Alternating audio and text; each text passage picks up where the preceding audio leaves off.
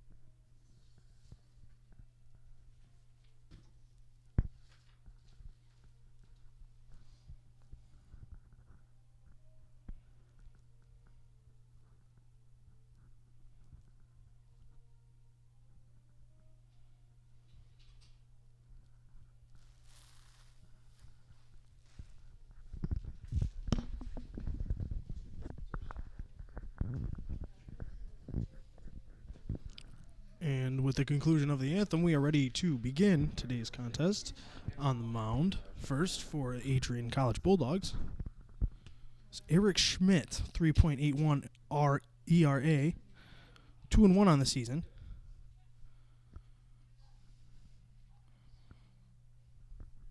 Has been getting quite a lot of time on the mound here as a Bulldog.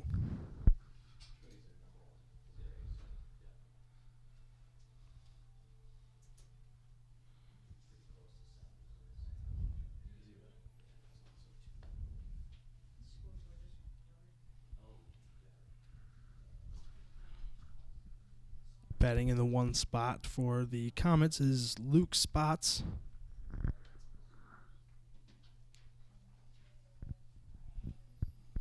Luke Spots is batting .379. 11 hits for 29 at-bats and has scored 9 runs.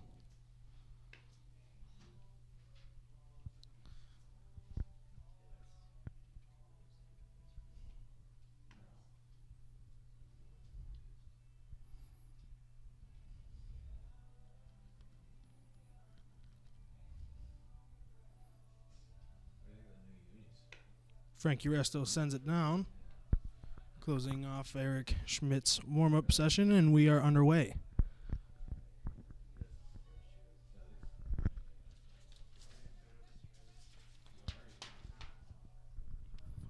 Luke Spots, a freshman from Fremont, Michigan, bats and throws right-handed.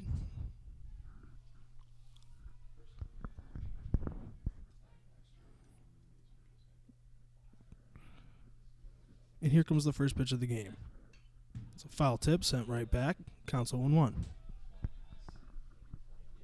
Don't know if I introduced myself, but I am Dan Steinkoff, filling in for our normal announcers and camera people as well today. Wish me luck.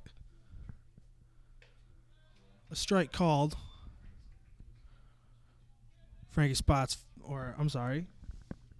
Luke Spots finds himself in the hole 0-2. Sends one. Little blooper into left field. Comes down for a base hit. Throws it into second base to keep it to a single.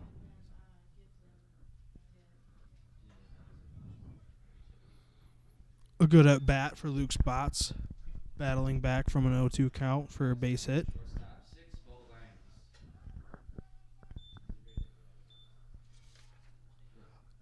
Up next, number 6, Bo Langs. Bo Langs, a senior from Climax, Michigan. 5'9", bats left, throws right, pickoff maneuver to first. Schmidt's pickoff move is unsuccessful. As Spots is in at first safely.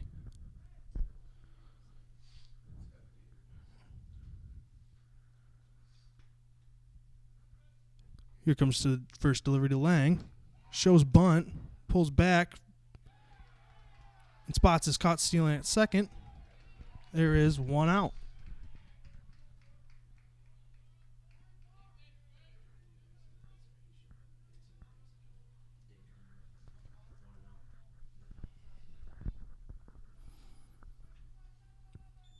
Pitch called a ball.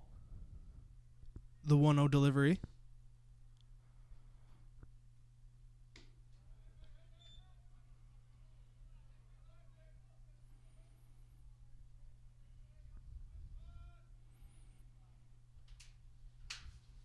No one on. Schmidt gets to deliver from the windup. Feels much more comfortable from that position, as does most pitchers.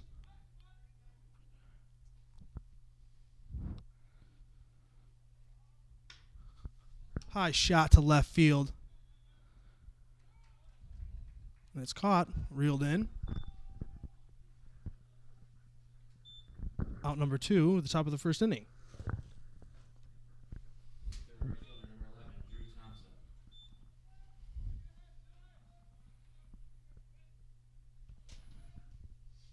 The right fielder, Drew Thompson, batting third. Foul tip, caught, strike one.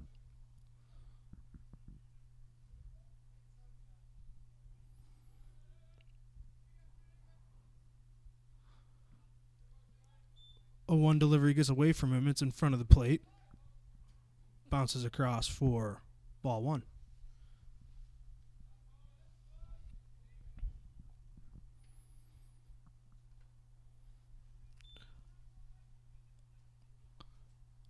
Another mildly wild pitch for Eric Schmidt. Bounces off. Frank Resto back there to stop it. The 2-1 pitch. It's a line drive into left field. Going to drop for 1, maybe 2. Thompson rounds first and is in second easily as the ball is headed towards the infield.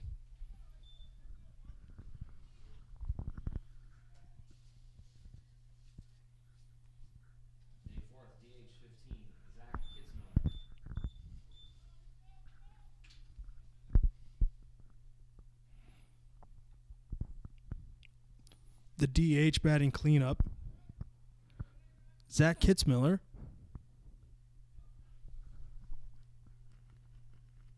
The right-handed junior from Merrill, Michigan. He's got a duck on the pond with 2 outs.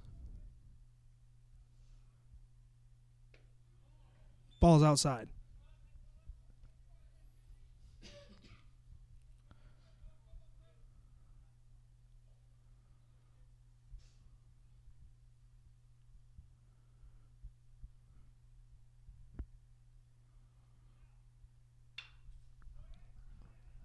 Little blooper into center field is down. Is going to score Thompson. And with that single, the Olivet Comets go up 1-0 in the top of the first.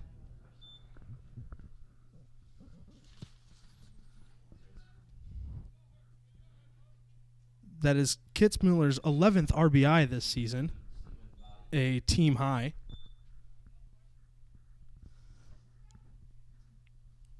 It's to expect from a designated hitter batting in the cleanup position.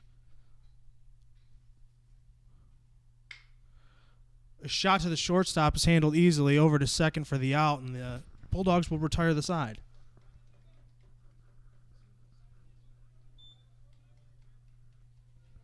Olivet the first, 1 run on 3 base hits, no errors, and 1 left.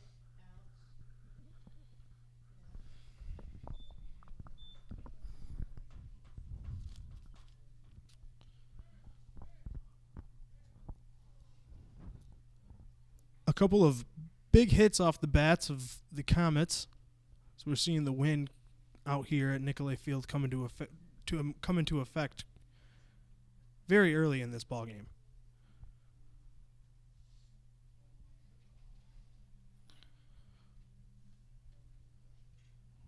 We're only through the first half of the first inning, and already we've seen fly balls just get killed in midair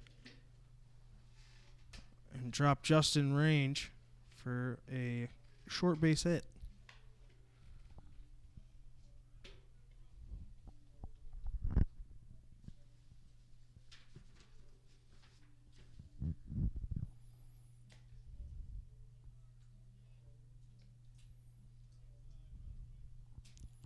Olivet starting left-handed pitcher Colin Boak.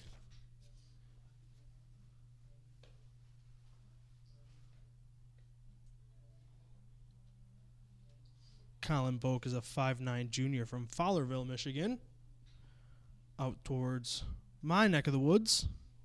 Used to work right at the Shell gas station on Grand, right in Fowlerville there. Worst job. It just makes me wonder how hard a toilet is to use properly working at gas stations. It does not make any sense. If you have any comments on working at a gas station or your worst job experience, go ahead and tweet in at Adrian College TV. Be fun to read your guys' thoughts. Maybe zap one up at the break. That's at Adrian College TV. And make sure you follow at Adrian College TV for updates on live streamed events, home games, and the like. Batting first for Adrian College, the right-handed Josh Knorr, batting .318, 14 hits for 44 at-bats, five doubles, 3 RBIs.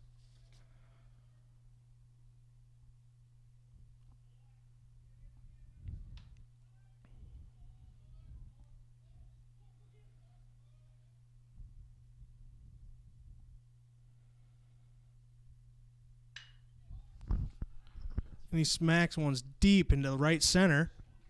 Gone. Oh, it's the fence. In there for 2. Nope. Holds up at second base for an easy double to the fence. It's 375 out there to left or to right center. Excuse me.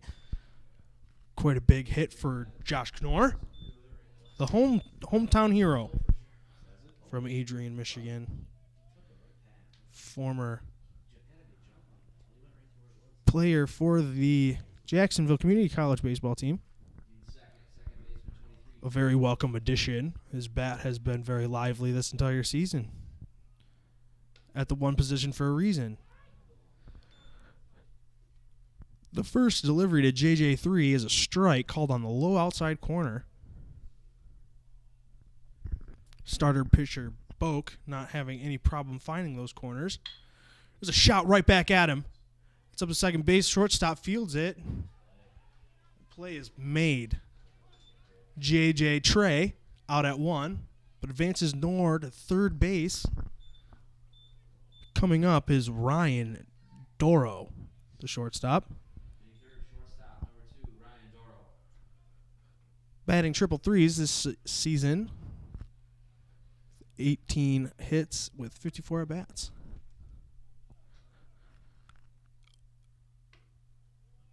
Watches a strike come in, a little on the inside. Not much you can do with that pitch unless you're trying to pull it out into left field. With that strike, counts now 0-1. A foul tip comes right back. and Doro finds himself in the hole 0-2.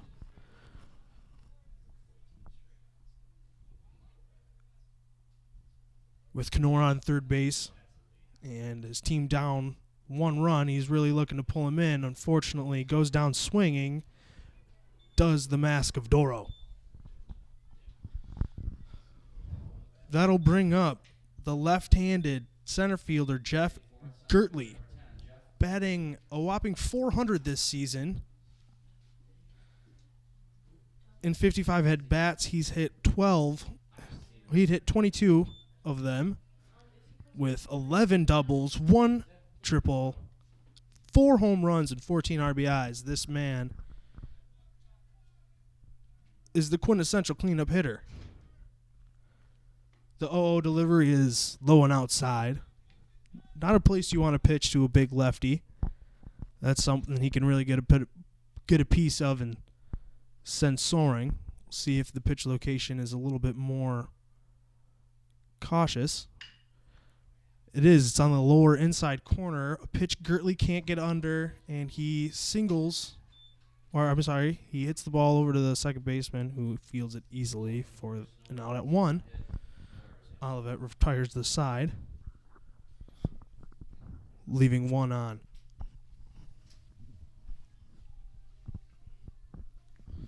We're through 1 here at Nicolay Field.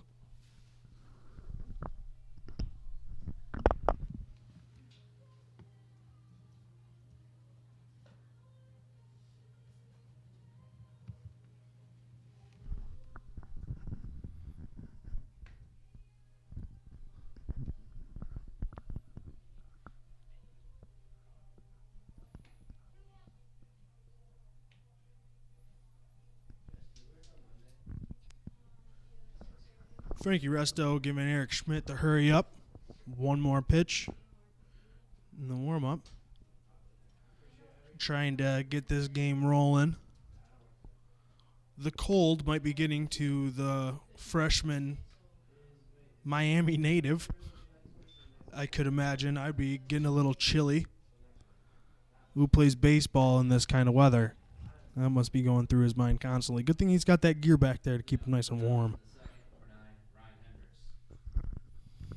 Up bat in the top of the second is the third baseman, number 9, Ryan Hendricks. First pitch delivered to Hendricks from Schmidt is a called strike. Low in the zone.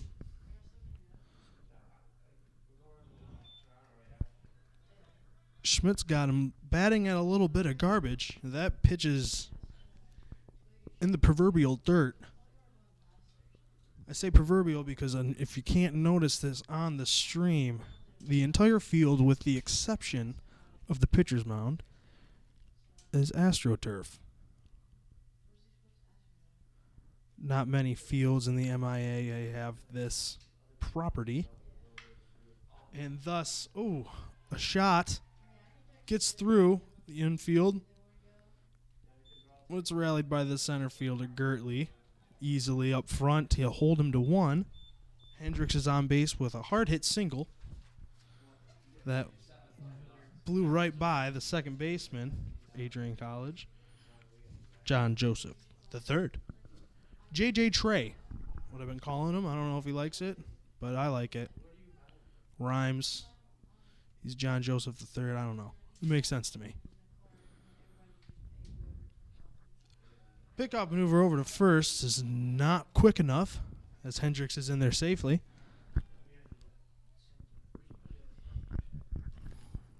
If there's a lead runner on first, it's always nice to try and keep him honest.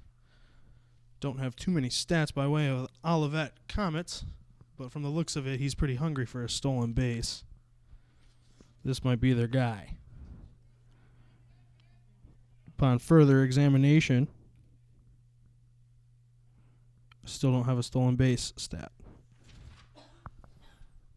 But it looks like it. Looks like he's trying to do it. Called strike to Johnny Zawacki. I always default to the soft A because I don't want to call him wacky.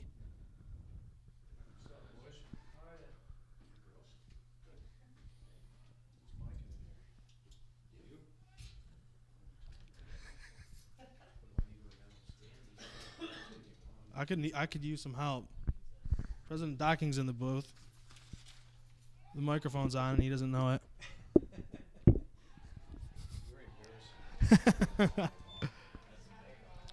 Frankie Resto shows his talent with the cannon down to second base. Stop Hendricks in his tracks. He was looking for that stolen base, but Resto's always looking for that out.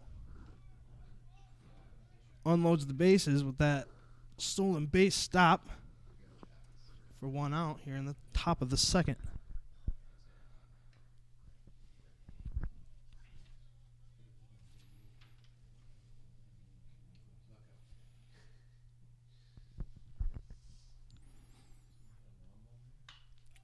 High fly ball. Third baseman's got it.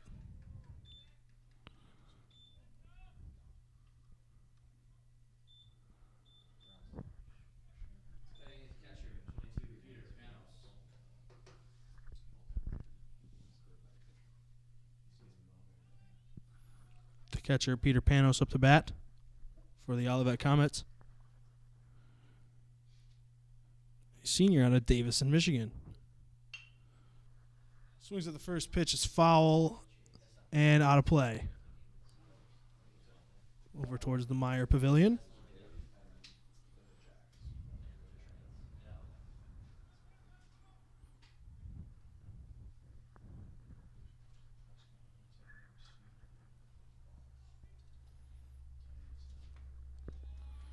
The 0-1 pitch is swung on and missed. Panos quickly down 0-2.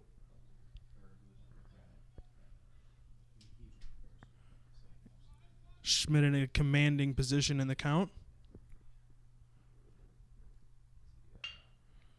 Throws one that bounces right off of Schmidt's ankles. Fields it to first for the out, and the Bulldogs will retire the side.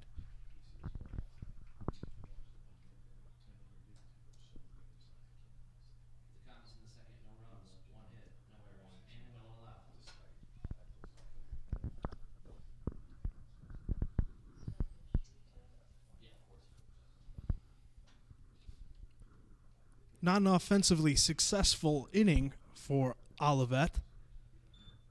Their bats continue to ring out, though, as putting the ball in play has not been a problem for them this afternoon. These teams were set to meet yesterday, but weather conditions were deemed unsatisfactory. So we're out here on a nice Sunday watching some Adrian College baseball. The Bulldogs currently down 1 run in the bottom of the second to Olivet.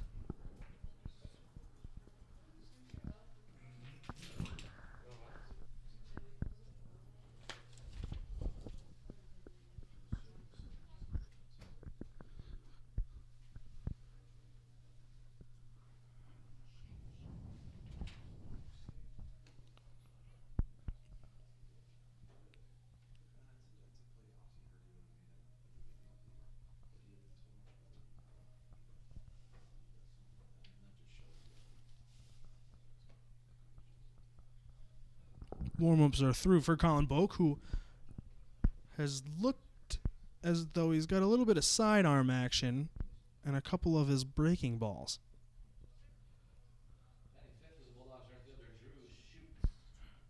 Normally a pitching coach would suggest trying to alter that.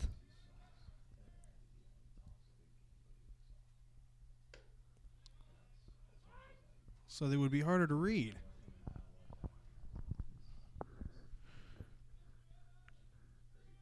Shoots lets that one go. Doesn't like it too much. He's 0-1.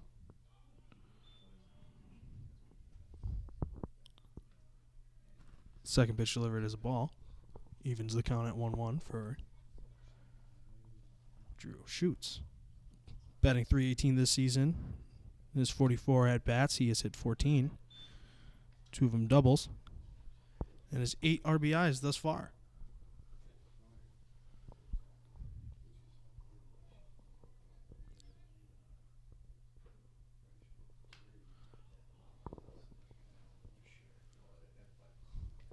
Low ball is batted foul.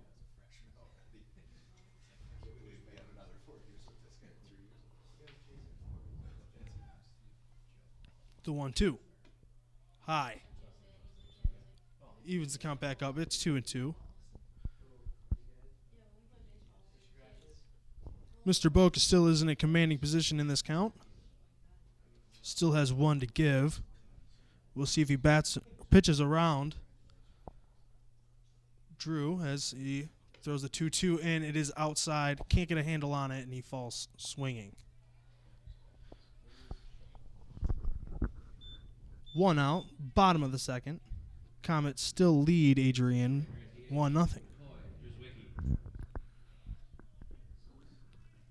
The designated hitter, right-hander McCoy Drzwicki.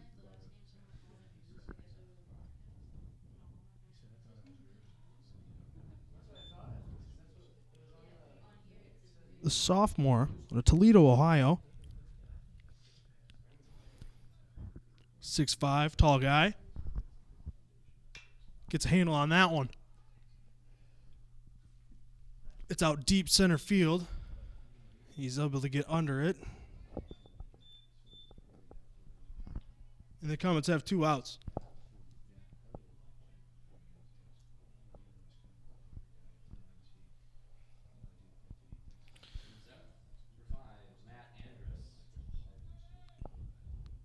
Some nice amp up music for the third baseman, Matt Andrus. It's a blooper out, the third base line. The squirrely spin in it causes it to end up in foul territory.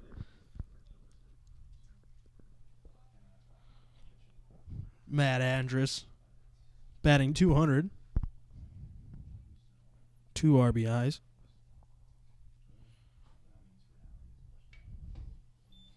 Another ball, batted foul. Count is now 0-2. See if Matt Andrus can will his way on base here as he's down 2 pitches.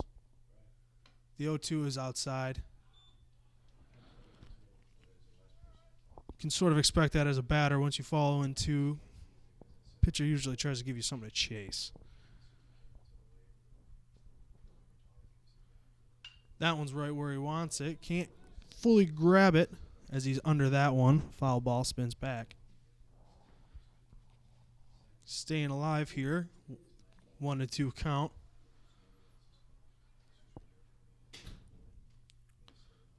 Lets that one go by. Even the count up at 2-2. Good at bat here for Matt Andrus, regardless, forcing Colin Boak to throw a couple of unnecessary pitches his way.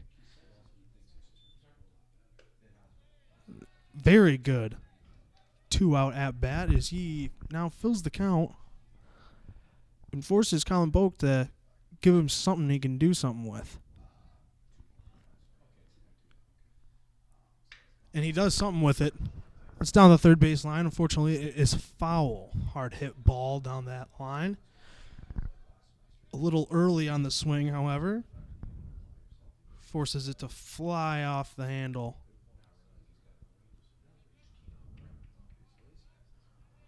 The second full count delivery. Oh, and he's heading to first base. He gets rung up on a low strike. Knew where it was, just was hoping he was going to get away with a little umpire love. Not today. No easy bases. We're now heading into the top of the third. Olivet still leading 1-0.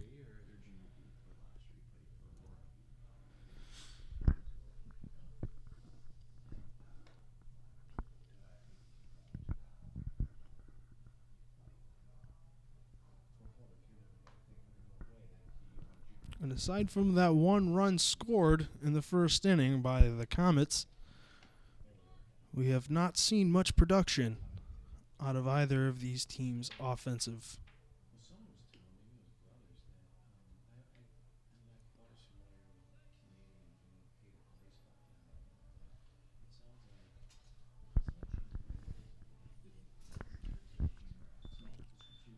Resto fires it down to second. We're getting ready to start this third inning.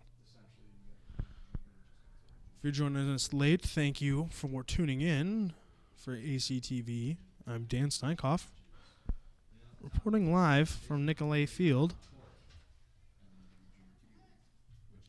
for some college baseball. An MIAA matchup against the Olivet College Comets.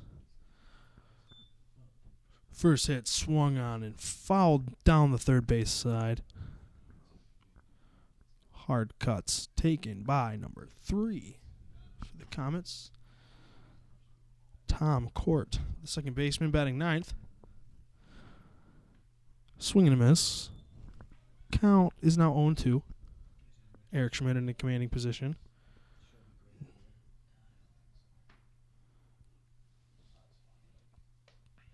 And with 3 straight pitches, down goes the 9-hitter, Tom Court, for Olivet.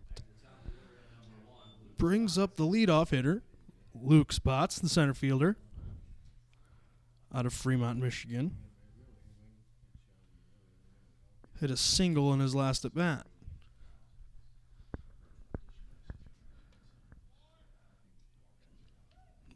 Ball high, called it his logo.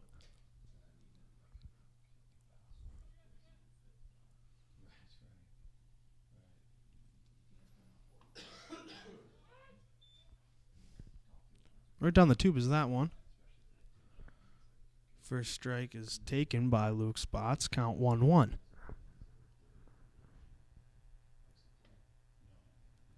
Lays off that one. Little low below the knees.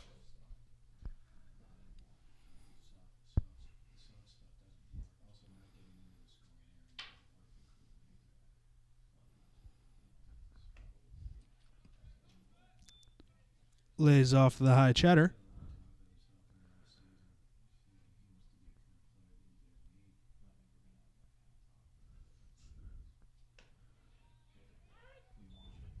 Another strike called 2-2. Eric Schmidt pitching very well this inning, showing no signs of distress from the cold.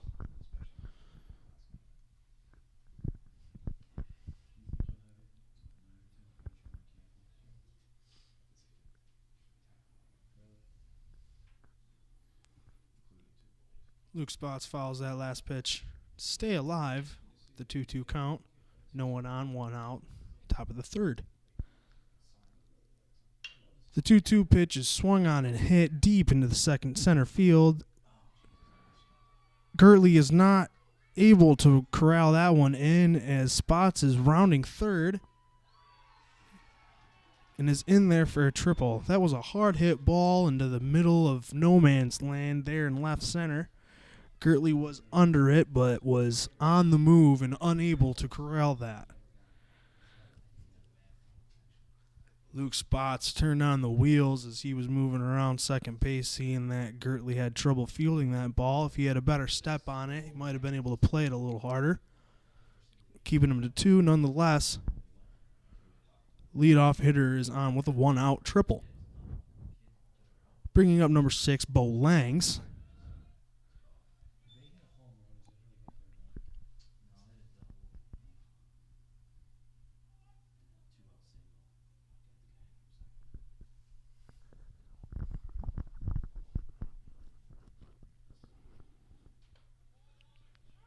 Called strike. Beautiful. In the lower inside corner. Something lefties have always had a little bit of trouble with.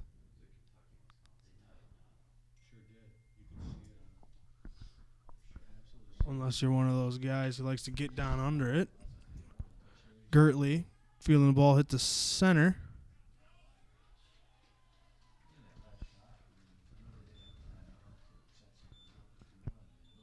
Spots will tag up and score. off of that sac fly off the bat of Bo Langs.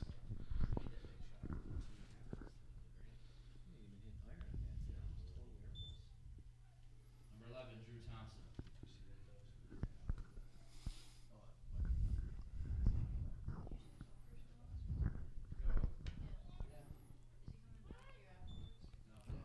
Called strike for the first pitch against Drew Thompson, the right fielder, batting right-handed.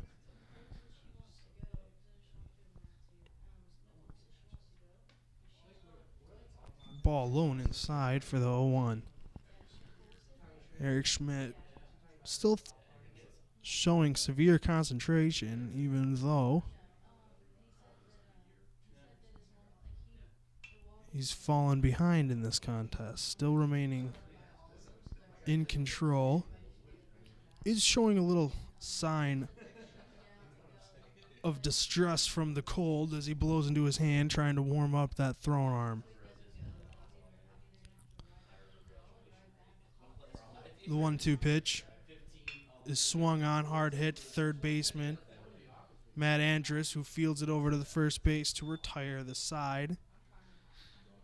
Adrian College allows 1 run in that inning, making the score now 2-0 Olivet as we move into the bottom of the third.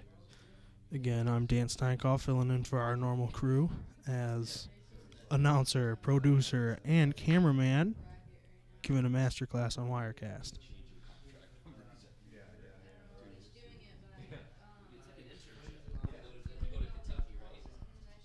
Apologies for the camera angle. As the season progresses and it warms up, we will bring you a much better view of this baseball game,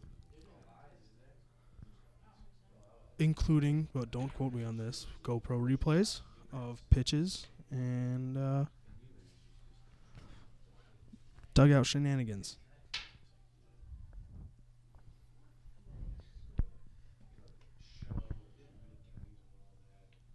Umpire calling for 3 more pitches before beginning this bottom of the third inning. The shoulder is dropping farther and farther for Colin Boak as this game goes on, making that left hand come almost to his hip. Still throwing hard and giving his team this 2-run lead.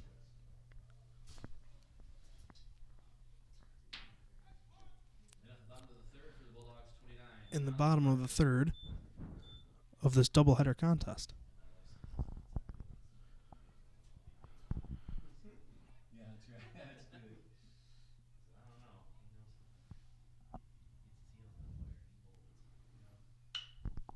Hard hit ball to deep right center, off the fence, rounding for 2, in there easily.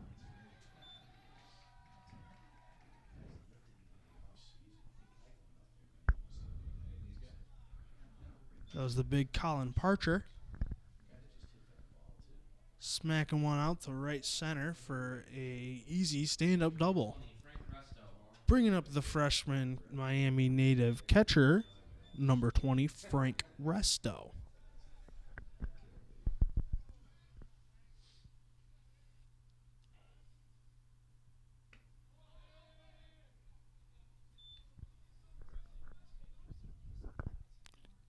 The Bulldogs' own personal Pudge. Reminds me a lot of Ivan Rodriguez. Great catcher. Excellent arm, as you saw him throw out Hendricks early in the top of the second. And is a clutch batter. Batting really well with runners on base. A little late on that swing as it fouls out down the left or the first base side.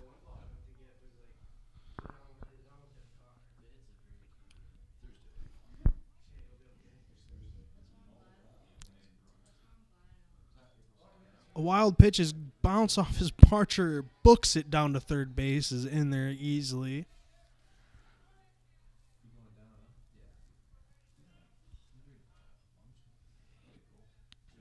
It was excellent on base awareness from Parcher as he utilizes that wild pitch to advance to third. The 2-2 pitch to Frank Resto is swung on hard, a line drive straight to the first baseman, and he's able to corral it.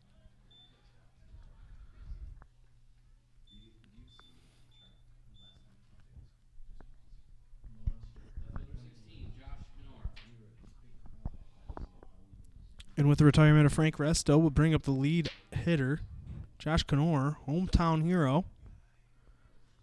Transfer from JCC has been hitting like crazy for us. Welcome addition to the Bulldog baseball team.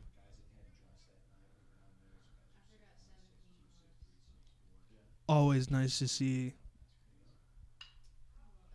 the hometown represented.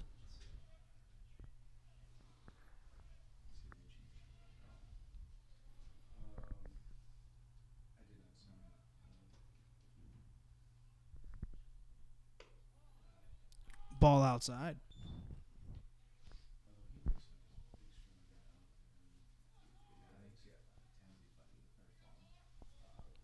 Knorr's got a man on.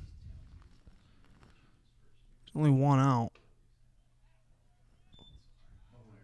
Stance is really close to the home plate. That one's in his numbers, called a ball.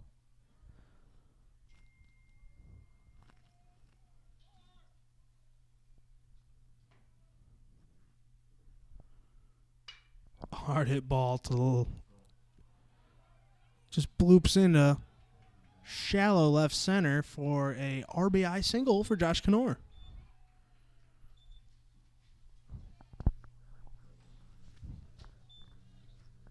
That's his fourth RBI this season, bringing Parcher in and cutting the Comets lead down to 1 here in the bottom of the third.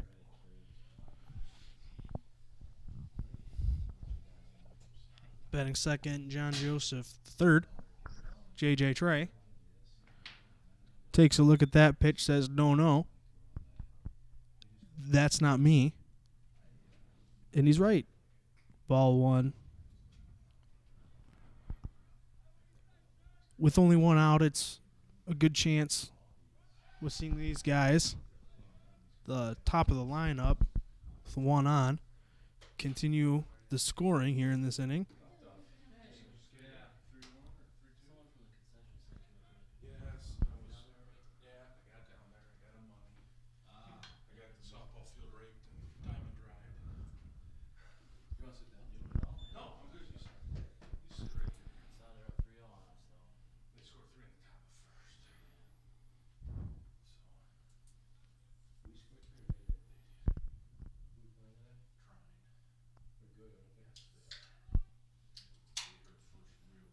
The 1 delivery to John Joseph III.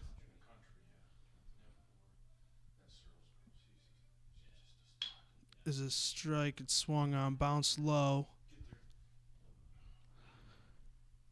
Gets the out at first, but moves Knorr into scoring position for the Mask of Doro, Ryan Doro.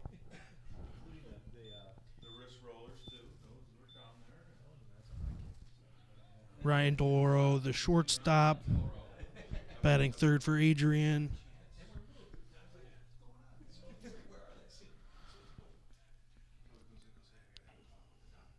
Base hit, scores a run, and he pops up high into the infield. I'm sorry, to the right fielder, who's under it easily to retire the side. Limit the Bulldogs to 1 run here in the bottom of the third. Again, I'm Dan Steinkoff, filling in. Pushing all the buttons, doing all the stuff. Having a good time here at Nicolay Field.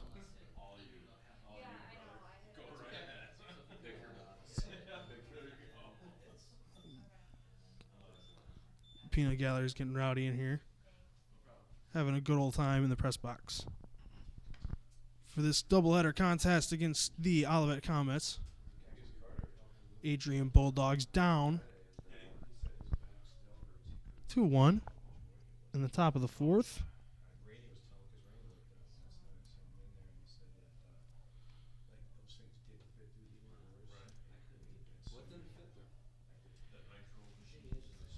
Eric Schmidt doing a great job pitching today. Wind playing a factor here. Cold is affecting his hand. You can see him blowing into it. And you can see the leaves blowing across the fence out there in center field. And the flags whipping around in the mesh fence. The wind out there is blowing, and it's making these fly balls do something a little weird.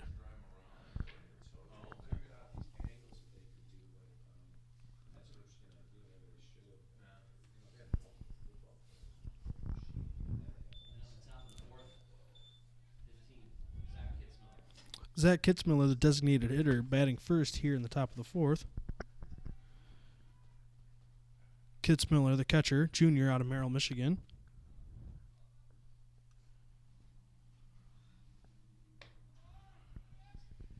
Takes a look at a strike for the first delivery of the top of the fourth inning.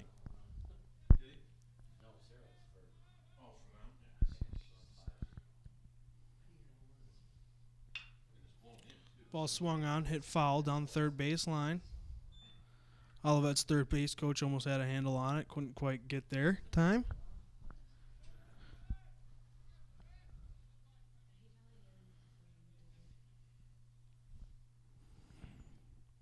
That foul ball, Kitzmiller is down. 0-2 in the count, giving Schmidt a commanding position. The 0-2 delivery swung on, fouled down the third baseline again. Swinging ahead of Eric Schmidt here, as he's unable to straighten those last two out.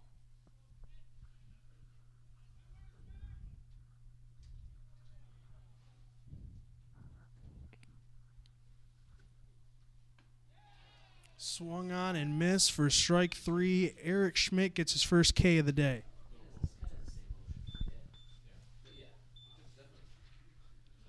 Excellent piece of pitching there, as he didn't get fancy with his position in the count. Gave him things to swing on and give him some confidence, and then give him a little something he's not quite sure what to do with his over the top of it swing. Strike three. Delivery to number 13, Stephen Baudy. It's called pitch. Strike. Stephen Baudy, the first baseman.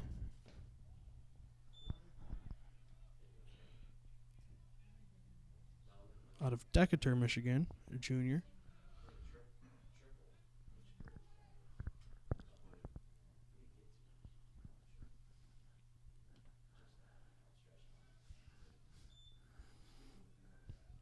Eric Schmidt gets a little one. Another one come out of his hands a little too late. It's down in the dirt. Potentially feeling a little bit of this cold. So whips across 223. Can pick up some speed across that highway. Rifles that one in a little low. Ball one. Two, excuse me.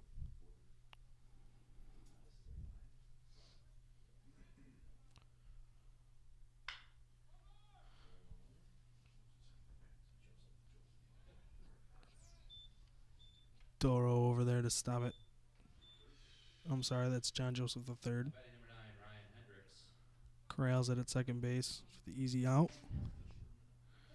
2 outs, top of the fourth. Ball was smacked a little too hard. Must have gotten a little tear in it. They will replace it.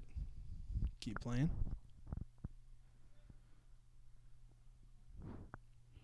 It's number 9, Ryan Hendricks. Hit a single last time up. Frankie Resto caught him stealing second.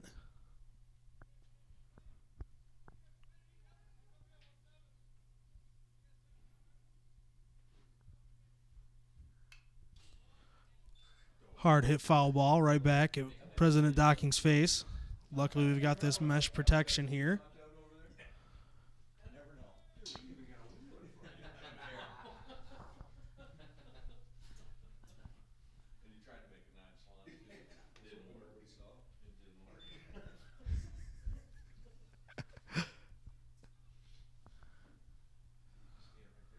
Two balls, one strike.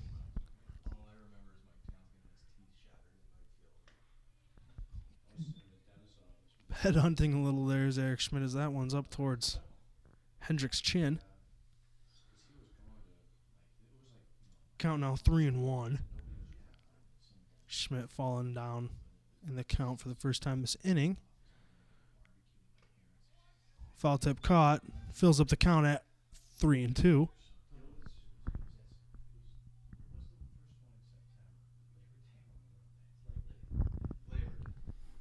The full count pitch. Swung on. Hit to Matt Andrus, who fields it easily over to first base. Hendricks with some speed, but not there in time as the Bulldogs retire the side. 3 up, 3 down with 1 strikeout. A good defensive inning for the Bulldogs as we head to the bottom of the 4th inning here in our doubleheader matchup against the Olivet Comets. I'm Dan Steinkoff, filling in for the students, running everything, having a good old time with my pals up in the press box. Like I said, as it warms up and we're able to put a little bit more technology on the outside of this press box, the selection of shots for this broadcast will improve dramatically and hopefully eliminate this mesh. I know it's not the prettiest of vistas. That's view in Spanish for those of you that are not bilingual. Speaking of bilingual, catcher Frankie Resto was approached by several members of the comm department to run an Adrian College sports talk show on WVAC and Espanol. Tweet at Adrian College TV. Let us know what you think about that idea.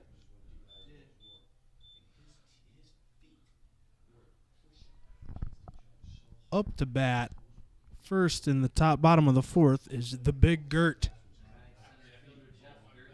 Jeff Gertley, the center fielder. Huge bat.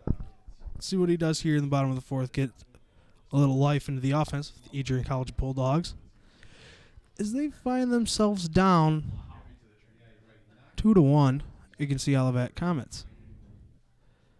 A lot of wide open stances here on this Bulldog team.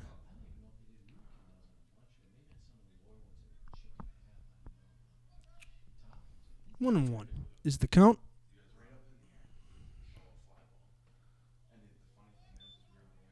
The Big Gert takes another ball. Get himself ahead 2-1. Hitters count.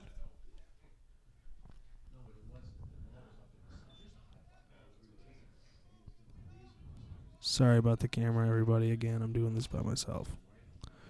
Bear with me. Hard hit down the ground. Second baseman fielded with a little bit of difficulty, but it's headed over to the first baseman for the first out at the bottom of the 4th. Bottom of the 4th. The retirement of Jeff Gertley will bring up Drew Schutz, right fielder.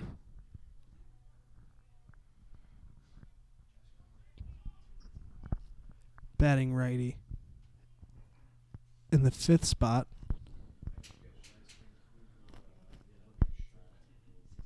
is a .318 average. Oh, and there's his average. Got a little nice base hit off the first pitch delivered over to shallow left field. 1 on, 1 out. Will bring up the designated hitter, batting 6th, McCoy Drzwicki. This man is tall. If there's one thing I can say about him, he's very tall. There are reasons in the world of physics as to why that equates to a big ol' hit, which he's no stranger to.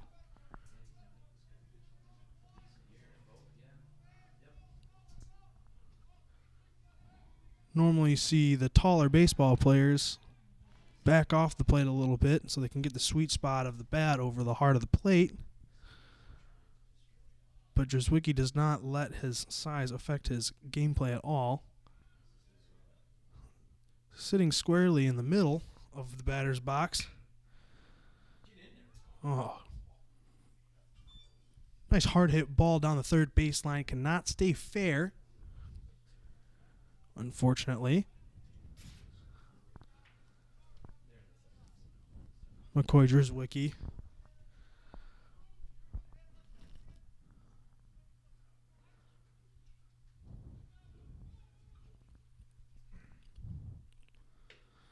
That pitch is on the outside.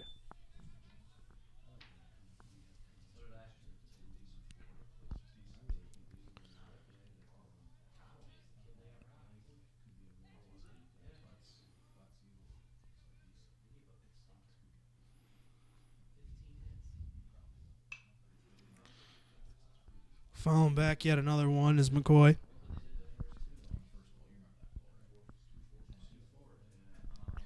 Making the starting pitcher Colin Boak work a little. Throwing a couple extra pitches his way. This one's high. Perhaps an intended pitch out to see what the runner was about to do. Regardless, that little piece of strategy lost him position in the count. Hard hit ball again, fouled back. Drzwicki battling, waiting for something good. Colin Boak pitching rather smart to the big designated hitter, dancing around his hot zones.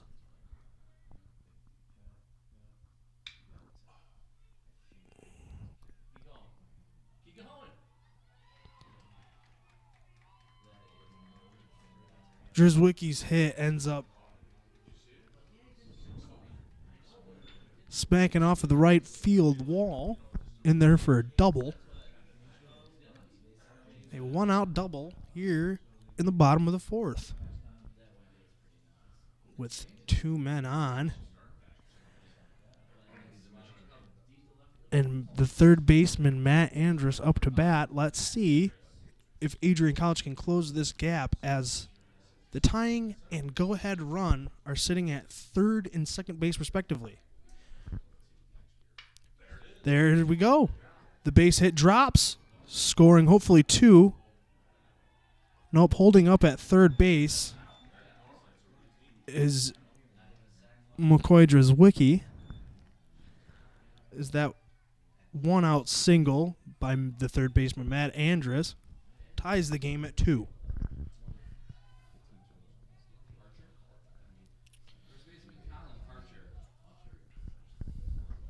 Now the big first baseman, Colin Parcher, stepping into the batter's box. Again with two men on the pond. This now the go-ahead run at third base. An awkward position to have for the infield in college baseball as runners at the corners. Puts the catcher in a very strenuous position, as a throw down to second could score a run, but it also could advance a runner. A lot of give and take in this position. A strike down at the corner to the big first baseman, Colin Parcher. Looked a little outside to me, but this angle is a little awkward. But I do know what I'm talking about.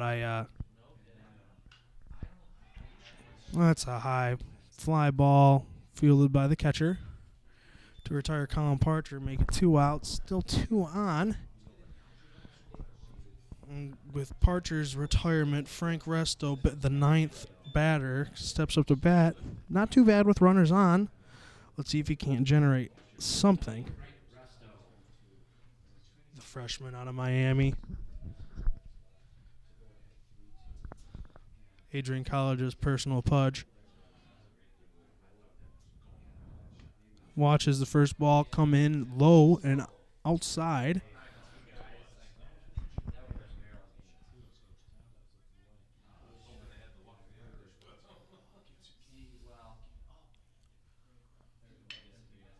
Hard hit ball at the bottom. Can't get it as the second baseman. Frank Resto shoots one up the gap for a RBI single. I'm telling you, when you need him, he puts that ball in play. Scoring a run, giving the Adrian College their first lead of the day here in the bottom of the fourth. 2-out single puts runners back at the corner with the lead-off hitter Josh Knorr up at bat. Got a chance to generate a couple more runs. A base hit here scores one. Frank Resto probably not going to run around all the way to home off of a one base hit, but Josh Knorr known to hit extra bases often with a double last inning and a couple in the game prior. Extra bases is not something that Josh Knorr is unfamiliar with. It was like triple negative. Did you follow all that? I'm an amateur. Usually get other people to comment. I usually just press the buttons and plug stuff in. Having fun though. Feel like I'm doing an okay job. Tweet at Adrian College TV. Like Adrian College TV on Facebook. To stay in the know of all upcoming live streamed events. Nearly all Adrian College home games and more. Line drive hit to second or hit to the shortstop is fielded. Sent over to second for the easy out to retire the side. But not before some damage was done to the Olivet Comets lead as it diminishes, disappears, and gets transferred over to Bulldogs. It's 3-2 going in to the top of the fifth here in the first game of this doubleheader matchup. Thank you for sticking with me. I know the announcing isn't as illustrious as it is normally. Had a busy weekend for our students. Some of them were out in Minnesota as they traveled with the varsity men's hockey team.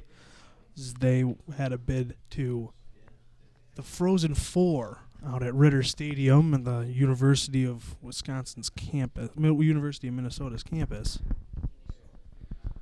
Unfortunately, that game took place Friday evening, and they fell to Trinity College 5-3. Trinity, a college in Connecticut, who ended up taking the whole tournament. That was yesterday. So, if it means anything, losing to the number one seed, it was a number 4 seed winning the whole thing, so a little crazy. Regardless, it was a great season. It was wonderful to be a part of it as ACTV. I'm sure all of the students had a great time out in Minnesota, and regardless of the loss, it was still a season to be celebrated. Especially when you think of the youth of the program being only 8 years old.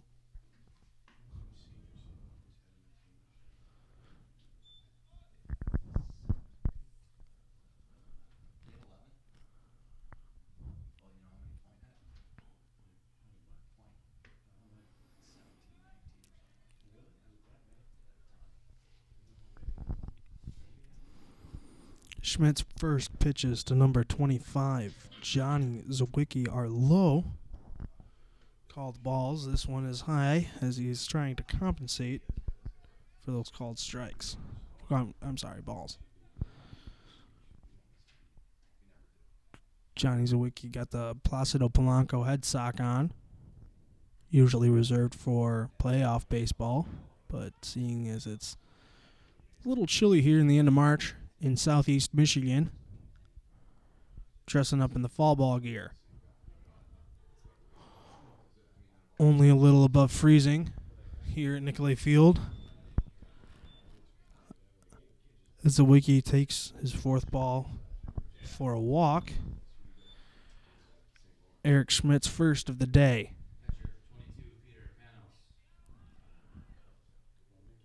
Resto coming out to call a little quick play. To see what the constituency of this play is, we'll see what happens in the next couple of deliveries.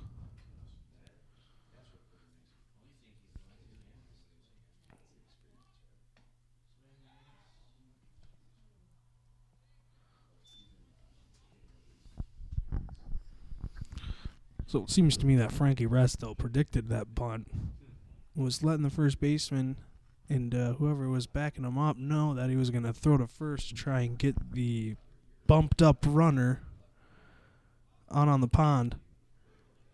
A bunt straight back to the pitcher as he throws to second, tries to double off, but the slide is a little distracting for Doro. Can't quite throw it up to first, but stops the lead runner from advancing. Gets the first out here in the top of the fifth.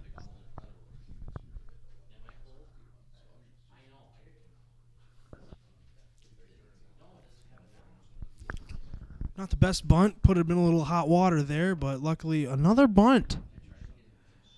Playing some small ball here in the top of the fifth is Olivet.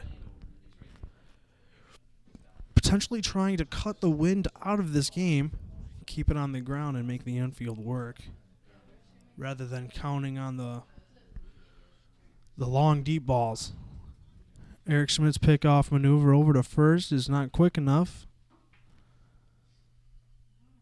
as Zawicki is back safely. Strike called down the heart of the plate on number 3, Tom Court, the ninth batting comment. Apologies. It's the second baseman.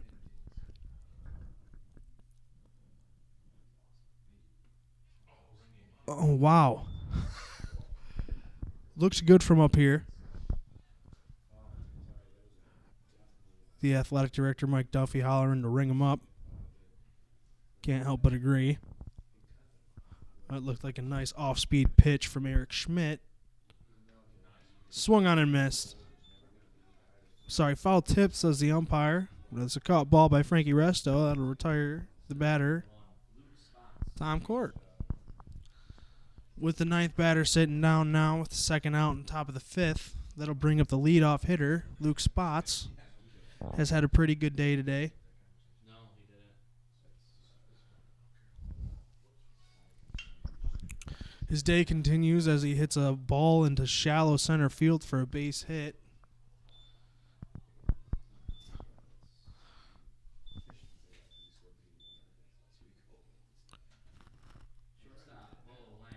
Bringing up the second batter, Bo Lang, shortstop.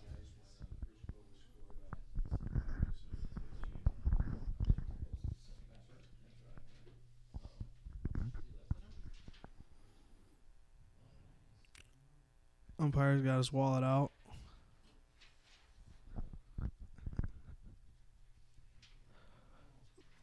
Looks as though there might be a substitution made.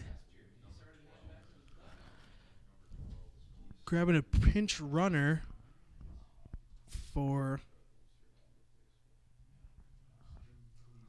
the catcher. No, I'm sorry. Yeah, the catcher, Peter Panos. With 2 outs. He's going to go get his gear on.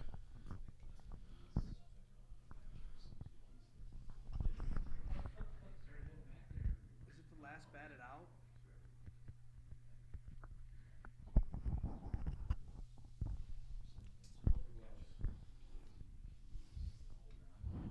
First delivery to Luke Spot. No, I'm sorry. Bo Lang is outside.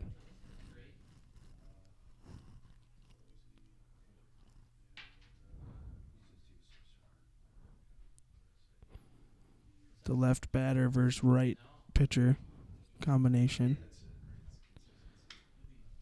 Not working out well in Eric Schmidt's favor. This time, popped up to left field, is under it.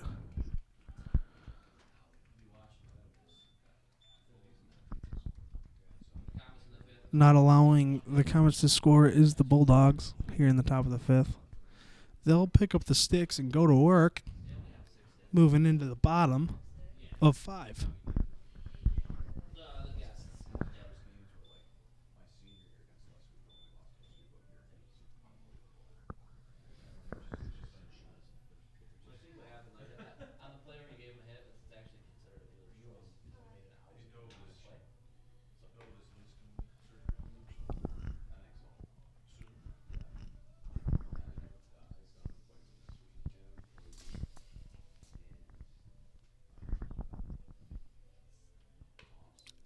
Looks nice out there from up here, but I do know that it is quite chilly. The sun is shining, however, here at Nicolay Field for this doubleheader MIAA matchup against the Bulldogs of Adrian College and the Olivet College Comets. Thank you for joining us, everyone. My name is Daniel Steinkoff, normally running everything behind the scenes. Defensively for Olivet, now catching. Andrew Dayfield.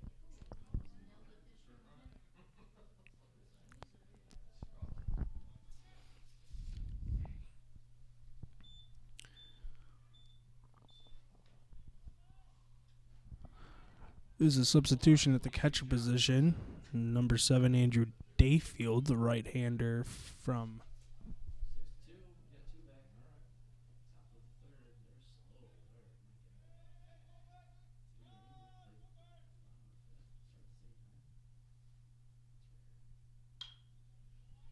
They're slow. Don't know where he's from. I don't think it's he's. I don't think it's.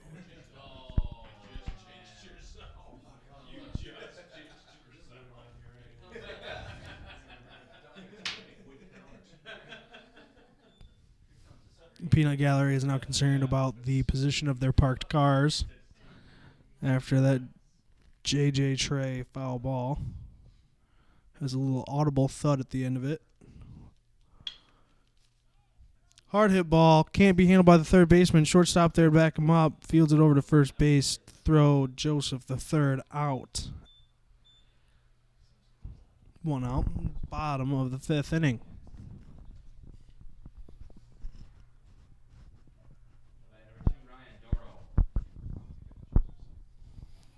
Shortstop Ryan Doro up to bat. Has had a great season so far, offensively and defensively.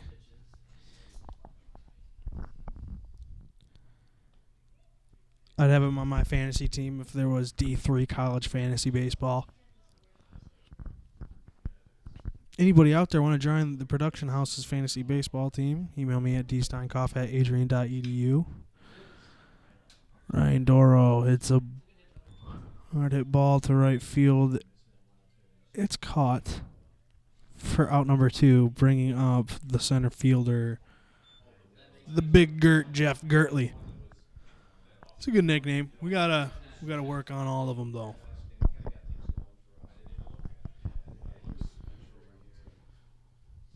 Two outs in the bottom of the 5th. Gertley takes a called strike for 0-1.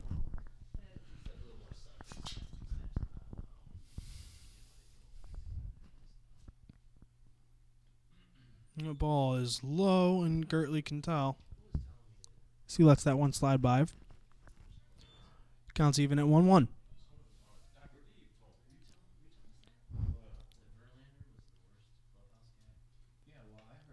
A big swing, bigger miss from Jeff Gertley.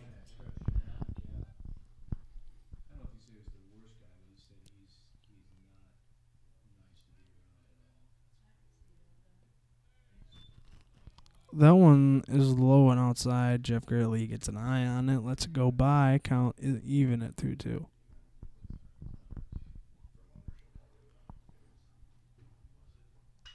Whoa, and a shot down the third base line. Can't stay fair. It's out of play.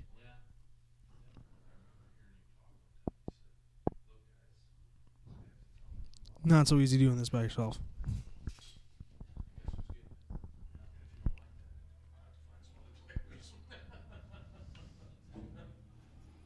I think I'm going to fill out my students' hours.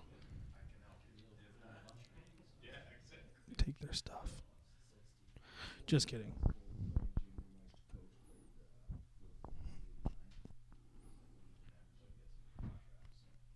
Done a hard hit ball down the first base line. Foul.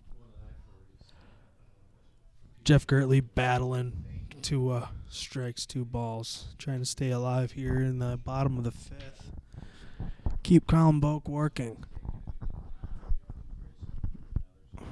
Didn't really take into account the pitcher-catcher relationship change. There might be a different dichotomy between him and the new one, Andrew Dayfield. Foul tip is caught for the third strike, and that'll retire the side.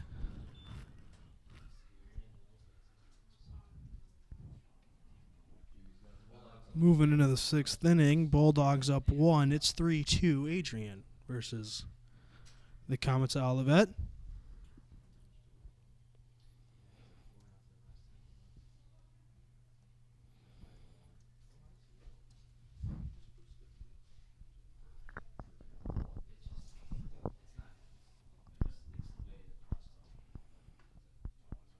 Eric Schmidt still standing tall on the mound, getting deep into this game.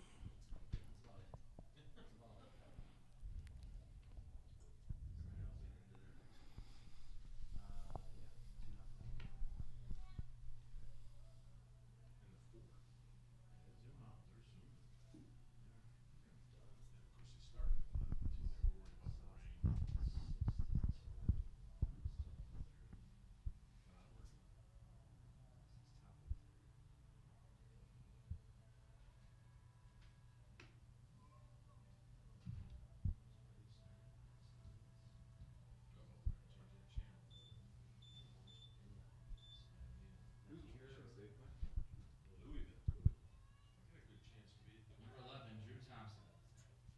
It's in Indianapolis this year.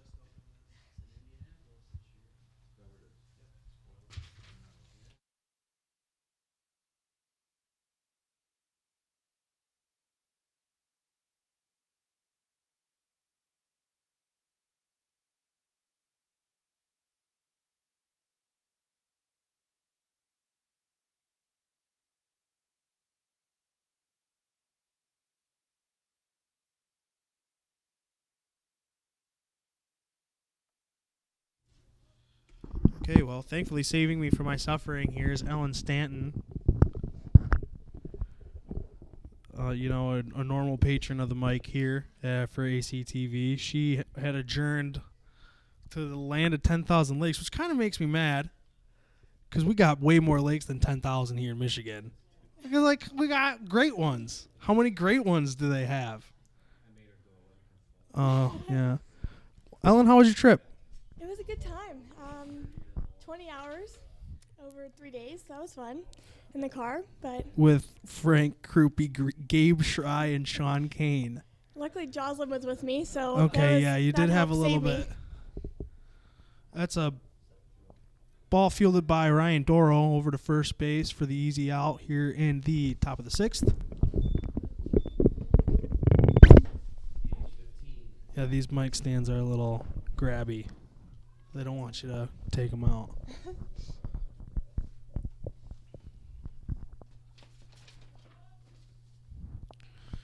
Number 15, the designated hitter, Zach Kitzmiller, up the bat. Schmidt's first delivery is a swung-on strike. Big ol' miss. Big swing and a miss there.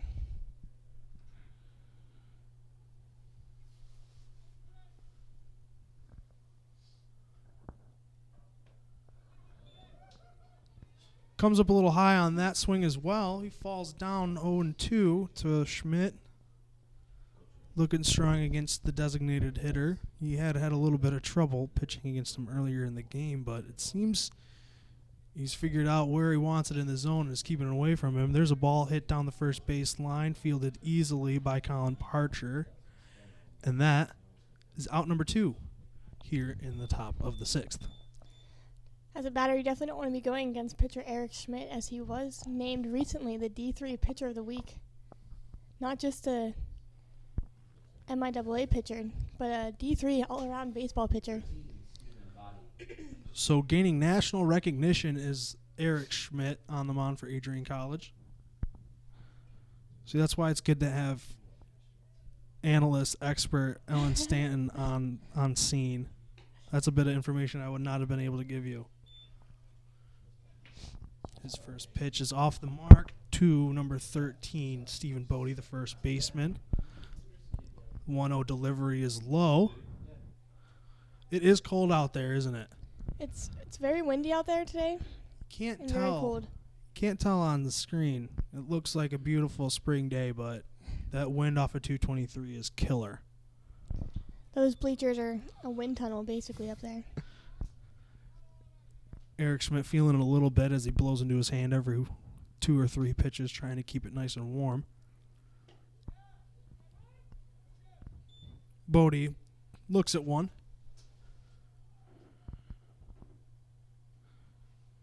Frank would probably say something along the lines of a good old Italian boy. Of course he would. Big swing on for strike 2.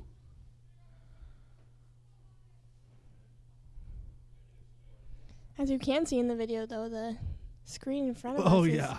is shaking pretty well. The wind is visible.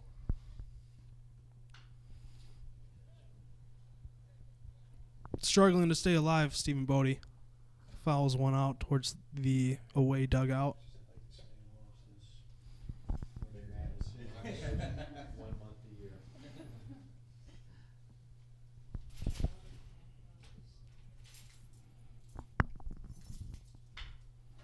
One right back at Eric Schmidt. He finds it in his glove and lobs it over easy to Colin Parcher for the third out. Good fielding by Eric Schmidt there. Good reaction time. Yeah, it's tough to get those balls that are whizzing right by you. You see those so often go off the mound different ways, making it even harder for the shortstop and second baseman to field it. So hard hit balls up the middle are not often fielded unless by the pitcher. Eric Schmidt knew that and caught that one low off the right side of the mound and was able to walk it over to first base and get the out. So, Dan, I came in late to this game, and some other viewers might as well. How did it get to 3-2? Well, it was a long battle here.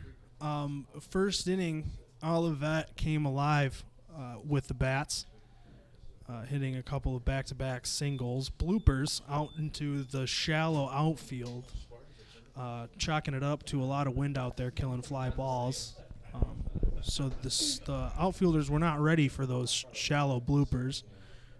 And the Olivet Comets were able to scoot runners around in the first and second innings, but during the bottom of the fourth inning, Adrian College came alive off of some bats low in the zone. At the end of the lineup, Frank Resto had a really big life-giving single to the lead-up hitter Josh Knorr.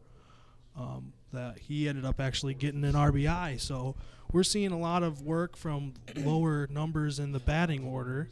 And I think that has a lot to do with the designated hitter batting so late in the lineup. Batting sixth in the lineup is the designated hitter McCoy Trzwicki. And it gives the opportunity for offensive production deep into the lineup.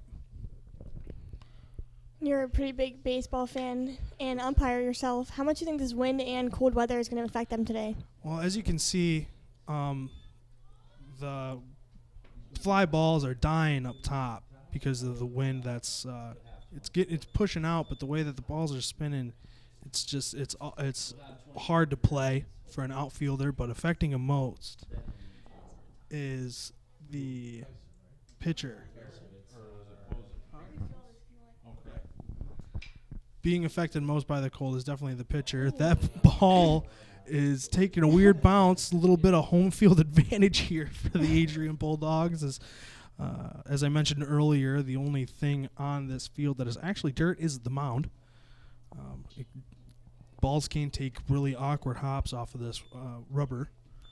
Yeah, infielder number 3, Josh Court for Olivet, looked very confused on that play. Had no Couldn't idea even where find it it was going. behind himself either. Pitch running now for the Bulldogs.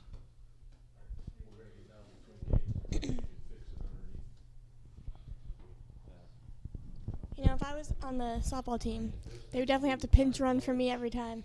Oh, yeah. Hey, someone else take care of these bases for me. I'm done. I'll hit it, but not guaranteeing any fast running. Yeah, that's how my father and my grandfather were on their rec softball leagues.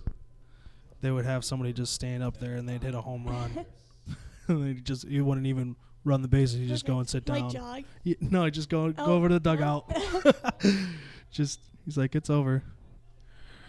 That's the second wild pitch that has been thrown by the starting pitcher here, Colin Boak, that has led to an advanced runner.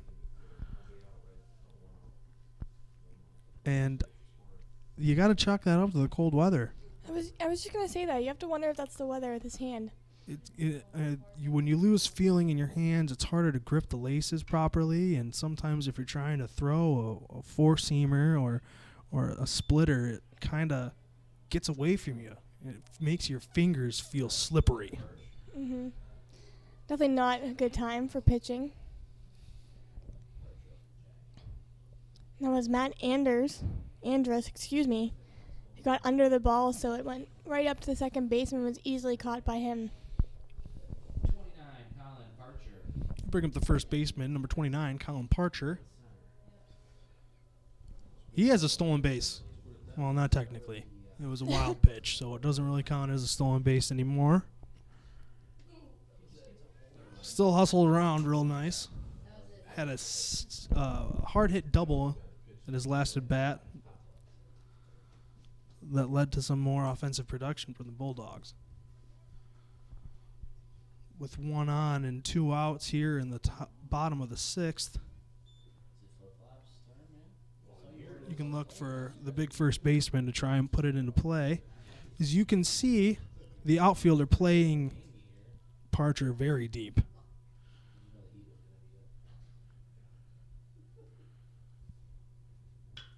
Swung on hard, deep left field, and that's gone. The first baseman, Colin Parcher, hits a home run, 2-run shot with 2 outs here in the top of the 6th. That was a hard hit ball. All the way to the big old banners out there in left field. And Dan, we were hearing that Ryan Thompson called that home run. He did. Ryan Thompson is a prophet, in case you didn't know. Too bad he didn't call a Adrian College victory at the Frozen Four. Where were you on that one, Ryan Thompson? Unloading the bases, well, not unloading them, clearing them, was Colin Parcher. The peanut gallery, they go crazy up here. It's awesome. Yeah, it's a good time in the baseball. Yeah, we always In have the a press party. box. I'm looking forward to it warming up and Yeah. having some good old-fashioned college baseball go down here. As the baseball team, if you look out, into center field, left center field, MIAA championship. That did not look fun for Frank Resto. Oh, but he's a big, big boy from Miami, Florida, freshman, used to that kind of hard ball. Yes, luckily he took that one pretty well, and now he'll take his place on first base. He's been getting on base quite frequently, especially for someone batting ninth. I called him earlier today. Let's see if you agree with me. Adrian College's personal pudge. Reminds me a lot of Ivan Rodriguez, catcher, batting late in the lineup, but has always been able to produce when his team needs him. Definitely a good go-to guy. Doing well, especially as a freshman, too. Yeah. Well, adjusting to this climate is no easy task for Frank Resto, native of Miami, Florida, probably used to 80-degree weather by this time of the year. That's true. He's probably has his own personal heater down there in the dugout.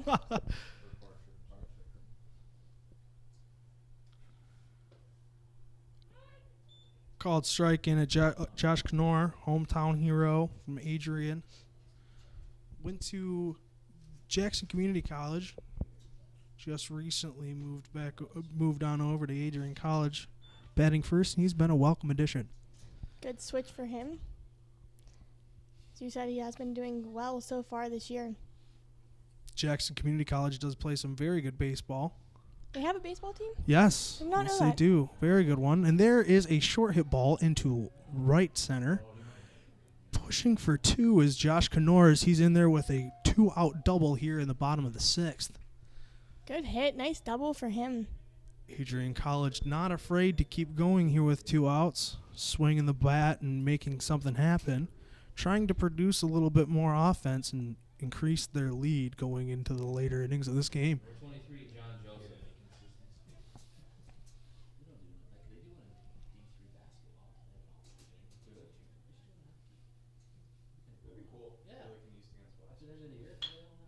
Hard hit ball to the shortstop, fielded by him, zipped over to the first baseman. It's past him.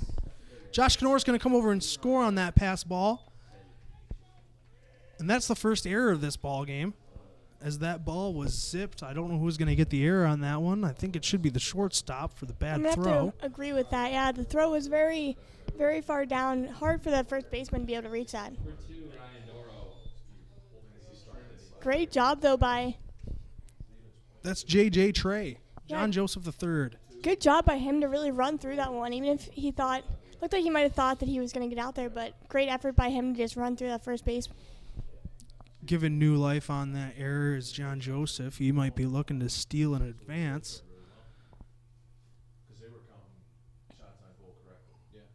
Ryan Dorr puts one out deep into left field. Could we see this one go? Off the fence it is.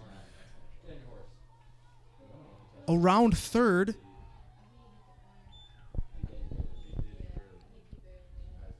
Is J.J. Trey scoring a run off of that RBI double.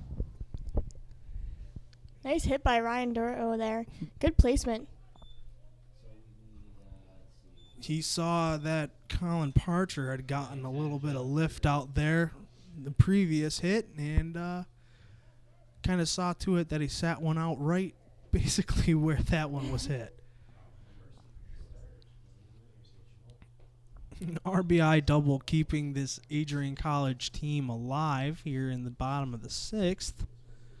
Kind of surprised they haven't made a pitching change here yet. It's now 8-2 Bulldogs. Colin Boak is now getting hit on quite a bit by this lineup, and all over the lineup we're seeing hits. There's not a cold bat in the dugout right now.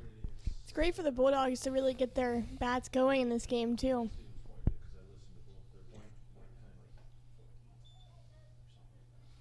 Ball outside to the big Gert, Jeff Gertley, center fielder. That's what we're calling him. Good nickname for him. I believe that was, once again, Frank Krupe. Yeah, That nickname. right. Questionable call for a strike, 3-1. That one was a little low and outside.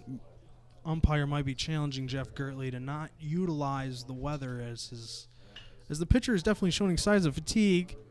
He puts one into shallow center field for an RBI single. Doro comes home for the Bulldogs. 9-2 now. And now, indeed, it is even more astounding we're not seeing a coach visit. Is it coming now? Here he comes. From the dugout is head coach Sounds good. Ted Mahan. Any relation to Asa Mahan? We don't know. Asa Mahan. Has not yet been confirmed. Not yet, but it might be great uncle twice removed's roommate. Ted Mahan. For those of you watching not knowing, Asa Mahan was founder and first president and third president. Don't know if people know that. I actually did not know that. Really He came illegible back? handwriting. Have you ever tried to read any of Asa Mahan's writing? No, I've never seen any of his writings anywhere. Brilliant man. Had excellent work on ethics and morals. In fact, he taught a class. It was mandatory for all seniors back in the day when he was president that was strictly on morality. His letters are still in the archive here at the basement of Shipman Library. There's some good Good insight. fun fact. Yeah. I'm kind of a fanboy.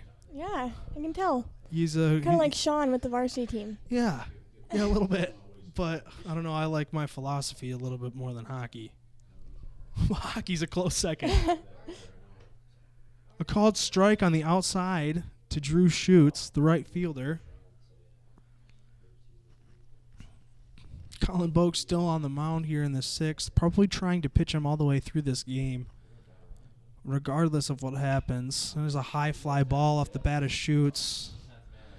Oh, Center he lost fielder's his hat, but in he'll still it. make the catch. That's so just another telltale sign of how windy it is. Every time every time an outfielder runs in for that ball, it just rips his hat off. Gertley's lost his hat many a times. Schuetz lost it on a couple times trying to come in on a shallow fly ball. So it's Yeah, being from Pennsylvania with all the hills there, the Yeah. wind is never this bad. But being in Adrian, I always feel like I'm going to be blown away when I'm walking through campus. Oh, as soon as you go in between Spencer and the chapel, it's just you could fly away. Oh, yes, completely. Just unzip your jacket and put your hands in your pocket, spread your arms, and you're 30 feet in the air. Yeah, it's not a fun time. Mm-mm. Number 17, Eric Schmidt, still on the mound here in the top of the 7th. Bulldogs kind of came away in that last inning, increasing their lead from 1. It was a great 7. period or inning. Excuse me, I'm still in hockey mode here. Yeah, shift gears here, Ellen. Still not over that trip yet Right. from Minnesota. Yeah, car lag. Yeah, you know, I'd I have Gabe, some. I could not Gabe in travel the with passenger Gabe. seat the whole time, so still getting over that experience. But So how much time do you think you saved not having to stop at toll booths? you know, especially in Illinois, you don't even need to wait for the gate to come up like some You of just the zip. Yeah, you just keep going. So I really think Wow. that saved a lot of time. Easy Pass is a great thing. There's Highly an recommend endorsement. it. Yeah. Especially in a 10-hour car ride, it's nice to not have to stop each time for a ticket or to pay cash. Right, yeah. So the money alone, I feel like the time is more valuable. You know what I noticed, Dan, too, on this car ride? Whoa. You can tell who plays sports where you have long trips.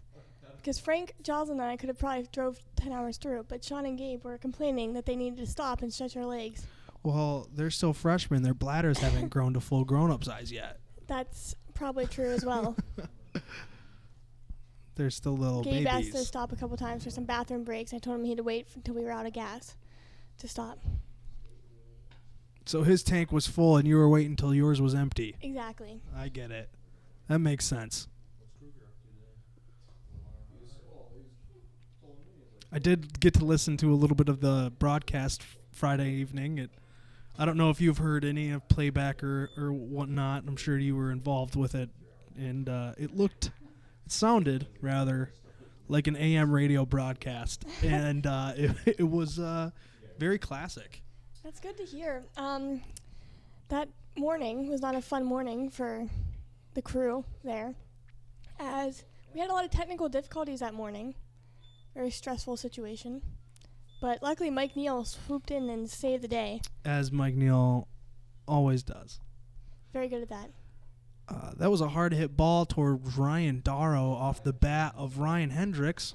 Darrow was able to field that off balance over to the first baseman and put that one away. One out, bottom or top of the 7th.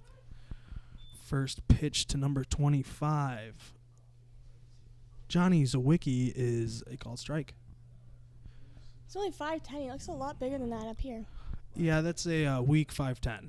Yeah. Yeah, that guy's at least 6'1".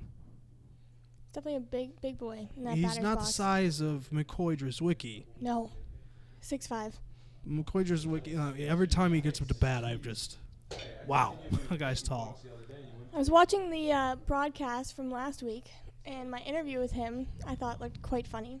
Because I only stand at 5'3", and Yeah. he stands at 6'5". Well, it was I like didn't think my arm would be able to reach high enough to get the microphone in his face.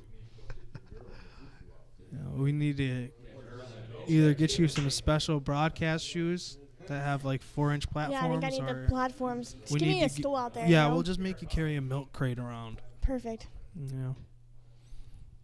Ooh, that one ran in on him a little bit. Still looked like pretty good placement. His back foot's pretty close up to the front of that batter's box, but lo and behold, it's called a ball for the first pitch.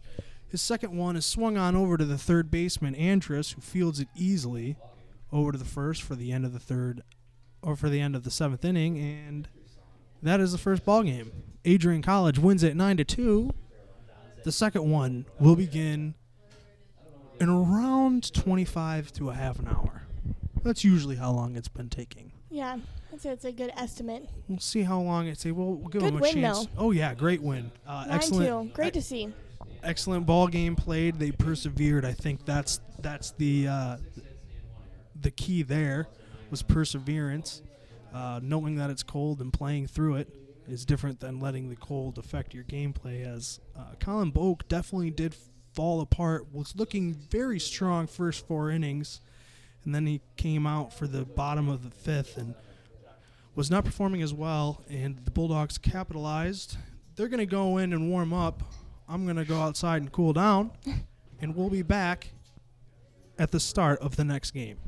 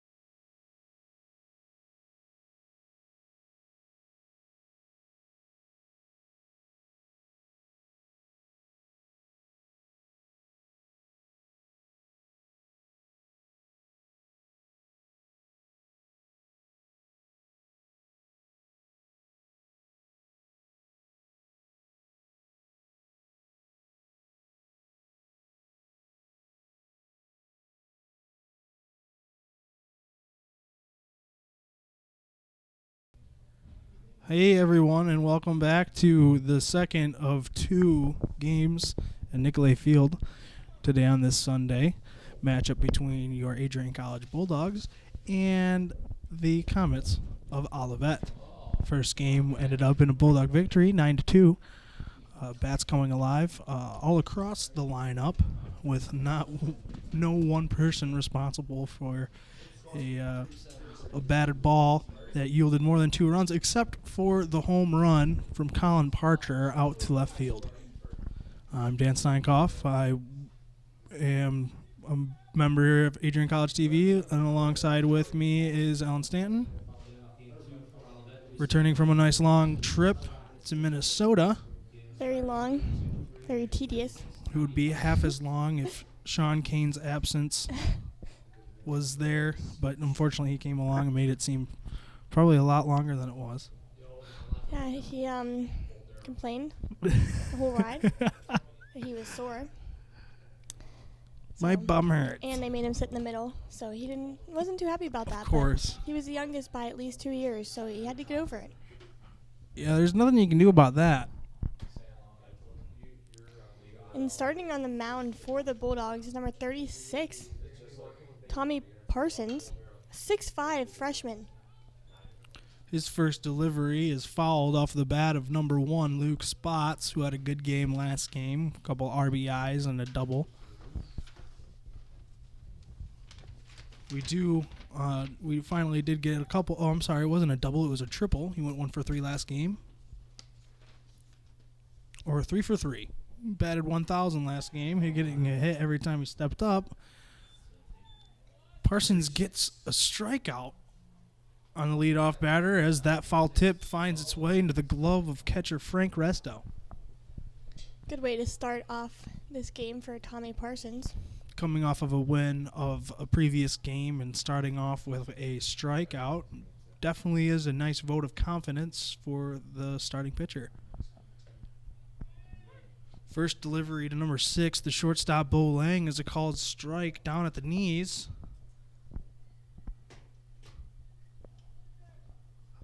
The 0-1 pitch. Hit hard to the second baseman. Rallied over to Colin Parcher for the out at first. 2 down, top of 1.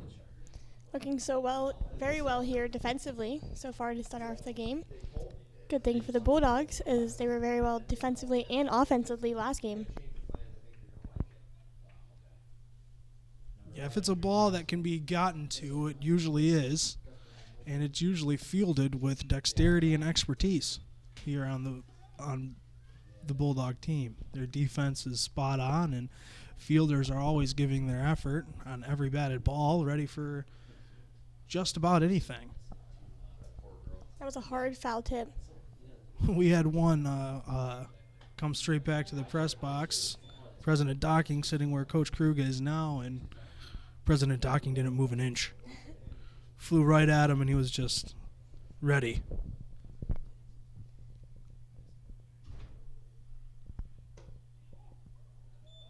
Looked like the same position as the last pitch. It was called a strike. This time called a ball. It seems home plate umpire doesn't allow this same pitch to come across twice.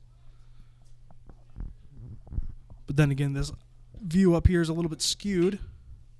That pitch hit hard up the gap. 2 diving efforts from Andrus and Doro are futile as that one scoots up for a single off of the bat of number 11, Drew Thompson. Yeah, I definitely thought Dora would have got there in time, but just squeaked by him. But that's what I mean. That is a hard hit ball up the gap. Yeah, definitely a hard one to field there. But both of them definitely gave 100% of their effort and exerted everything in their ability to try and stop that ball. Unfortunately, had a little too much sauce on it, scooted up past them. First pitch to number 15, the designated hitter, Zach Kitzmiller, is a called strike. Tommy Parsons looking still strong even after that hit, knowing that his defense is normally there to back him up and is still just going to throw his game. Another called strike on our beautiful Rembrandt pitch, painting that corner. lower outside. Not too much Kitzmiller could have done with that in the first place. Down in the count 0-2.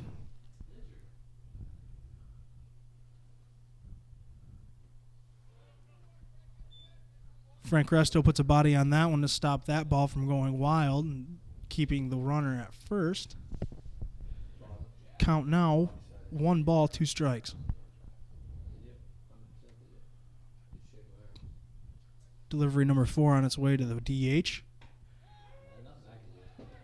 And he gets rung up on the outside corner as Tommy Parsons sits down the DH, allowing 1 hit up the gap over between shortstop and third. Excuse me. The Bulldogs retire the side. Bottom of the first coming up. Great. Top of the first for the Bulldogs. Excellent inning for Tommy Parsons, the freshman, as we said. Getting the start in the second game here today is number 17, Jared Cheese. From Chelsea, Michigan, the junior stands at 6'1" and pitches right-handed. We do not have too many previous seasonal stats for the Olivet Comets. There was a technical snafu and we're retrieving that data. Looks like he's throwing hard. Good little bit of sidearm action like we saw from Colin Boak in the previous game. Colin Boak, also a junior. Oh, yeah, definitely an interesting throw on that arm for him. It seemed a little bit more natural coming from the left-hander Colin Boak earlier, but that sidearm release is definitely looking a little strange coming from the right-handed pitcher. Definitely does not look natural. The advantage of us having a sidearm delivery that's kind of in the middle of a sidearm and an over top is it masks the production of breaking balls. It's going to be difficult to tell which way the ball is coming off of that hand because it's reached so far back behind his body.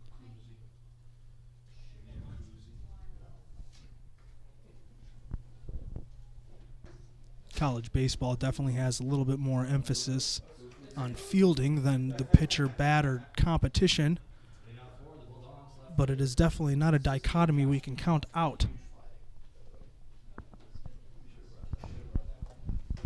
Up to bat now, the hometown hero, Josh Knorr, Adrian, Michigan, Blissfield native, went to Jackson Community College.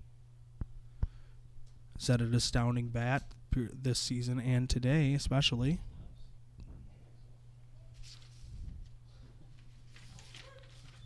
Updated stats from last game. It is 7th double. It is 4th RBI. Still batting in the mid 300 range at 354. That delivery to the left-hander is bounced off into the left, or to the right-handed batter is bounced off the left-handed batter's box. And gets away a little bit. No one on, no danger.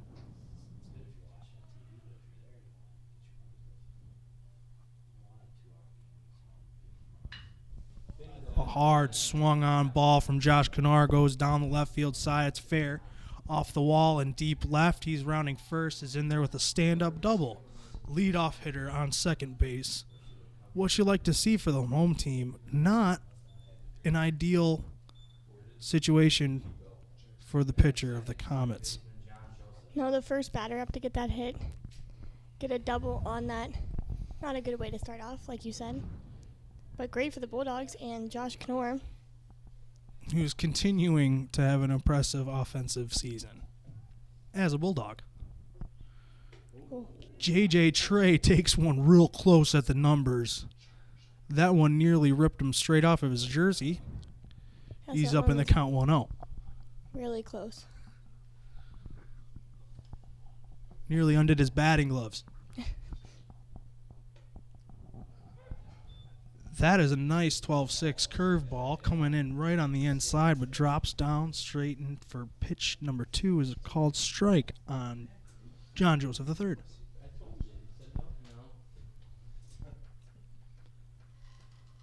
A hard hit ball, blooper out into center field. Center field coming in on it, grabs it, makes the catch, throws it to second to end the play. What a great effort from the center fielder of the Comets. That's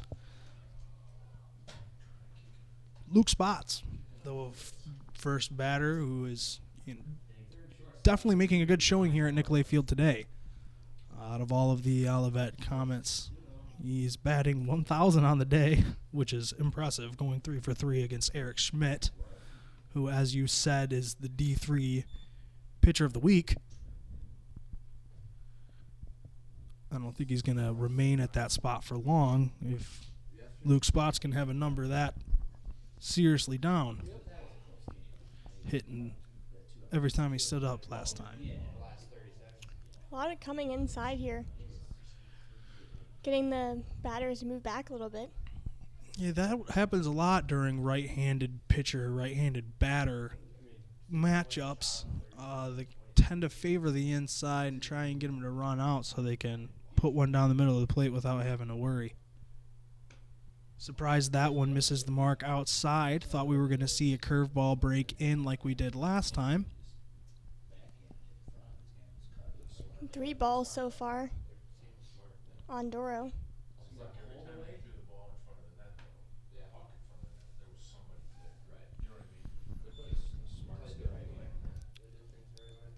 After giving up a double to Josh Knorr, and then a hard hit ball to center field that was graciously saved by Luke Spots, he walks Ryan Doro. Batters on first and second with 1 out here in the bottom of the first. That'll bring up the big center fielder, the big Gert, Jeff Gertley. Another tall guy. We got some tall guys here on this team. Jeff Gertley, McCoy Drzwicki, Colin Parcher. Those are some major league size dudes. Yeah, measuring in at 6'5" for some of them. Jared Shees feeling a little uneasy, stepping off the rubber to check back the runners. He finds himself with 2 on. 1 out. Jeff Gertley gets under one hard, deep center field. And it is gone. He cooked that ball all the way to center field. That's just one heck of a smack. Looks like he might lap Doro on that base run there. Oh, yeah, they just want to catch up, have a quick little chit-chat, you know. Not a great start for Shees on the That's mound. a hard one to swallow. Still only 1 out. And as we saw last game, Colin Boak was victim to the cold, it seemed. We'll see if Jared Shees can stay on the mound and battle through this frigid temperature. Or is he going to let the little bout of poor pitching get to his head? Only time will tell. This delivery is low and outside for ball 1.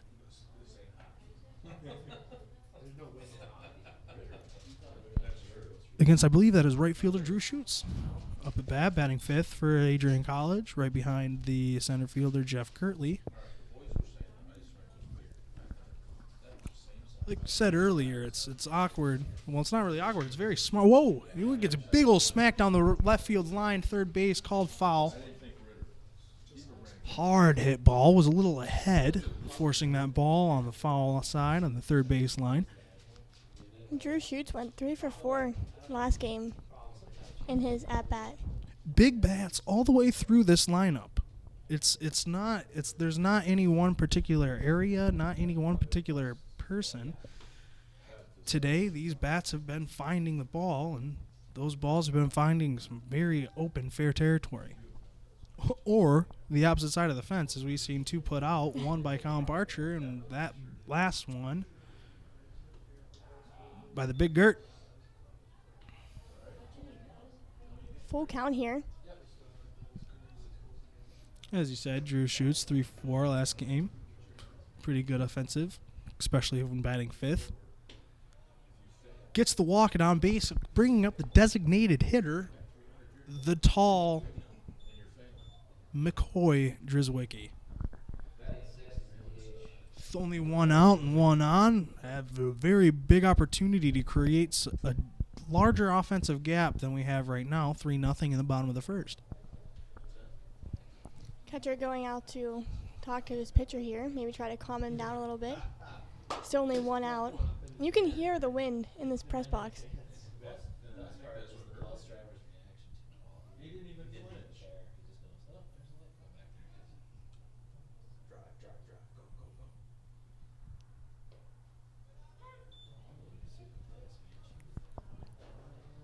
Called strike on McCoy Drizwicki.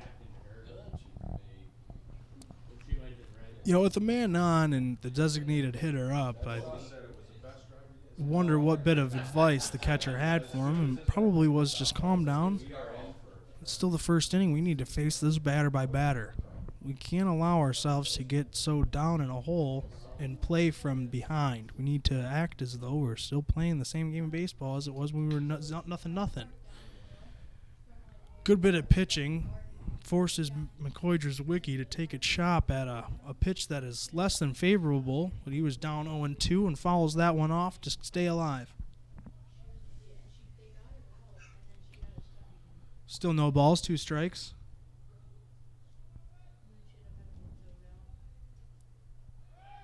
Pickoff maneuver to first is not in time as he's called safe and in there. Maybe focus on the batter was not the word said.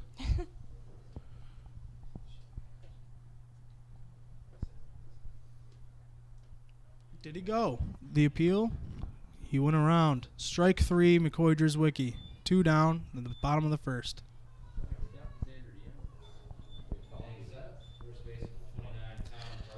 It definitely did look like he went around. His hands broke that plane. No first base umpire to appeal to, unfortunately, so the umpire at home plate makes the call, and I believe it was the right one. That checked swing was just a little too far ahead. Yeah, we definitely have to agree with that one. A little bit of action over there on first base side. Drew Schutz might be chomping at the bit for second base.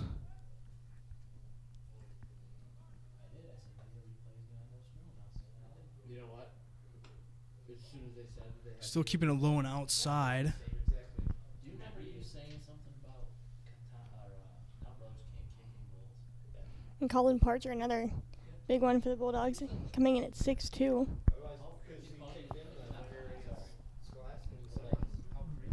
Another tall one. Another smack down to center field. Charging and diving for that ball is the center fielder, Luke Spots. Definitely an outstanding performance from this gentleman today as he hit every ball he hit every time he stepped up the plate last game and has put away 2 in this last inning off of fantastic efforts. An outstanding effort as well for the Bulldogs in the batter's box. Getting three runs, off of Jeff Gertley's home run. A long moonshot down to left field. Going into the top of the first now. Tommy Parsons still on the mound and is looking strong. From last inning, had a very good performance. I'm sure it's going to continue to. Just keep building off of it. That solidarity he has up there is very nice. He's feeling confident and just moving forward with the lead. That's one thing I really enjoy about this baseball team is they play college baseball the way that it ought to be played, not focusing too much on the batter-pitcher matchup, not seeing as many strikeouts, and rather relying on the team to field balls that are placed in positions that force either ground balls or short flies. They're not pitching balls so that they fly by these batters. They're pitching balls that are going to be hit but also easily fielded. Definitely great to watch these games. Always a good time. Yeah, hopefully we can generate a little bit more popularity for the baseball team here. We do have a great facility and an excellent team. It is a little off the beaten path as far as Adrian College is concerned, but it's Definitely not too trip far out a here. walk. What do you think? They got some spare golf carts. We could do a little cart service from. Make some extra money as well. Huh. That's a good idea. Here you go. There's a couple new jobs for some admission house people. They're always looking for stuff to do, right? Yeah, always. After that foul ball, another swing and a miss from number 13 of the Comets. That's Stephen Bodie. Good Italian guy, Frank Krupe would say. Well, of course he's great. Of course he's got great flow. He's a good Italian boy. The Italian boy, Stephen Bodie, lets that one go. That one's a little low in the dirt and is unhandled by Frank Resto. Odd to see a ball go by him, but there's no one on, no pressure. Umpire slips him a new game ball, and we press on. The 2-1 delivery. 1 and 2. Regardless, swung on, missed, and struck out. Good for Tommy Parsons on the mound as he keeps up his good performance. Striking out 2 back-to-back leadoff hitters per inning. Very impressive. Feeling confident and not letting that wind or cold affect him too much. That is just the beauty of a pitch, called a little low. Delivery was very nice on that fastball. Count is 1-0.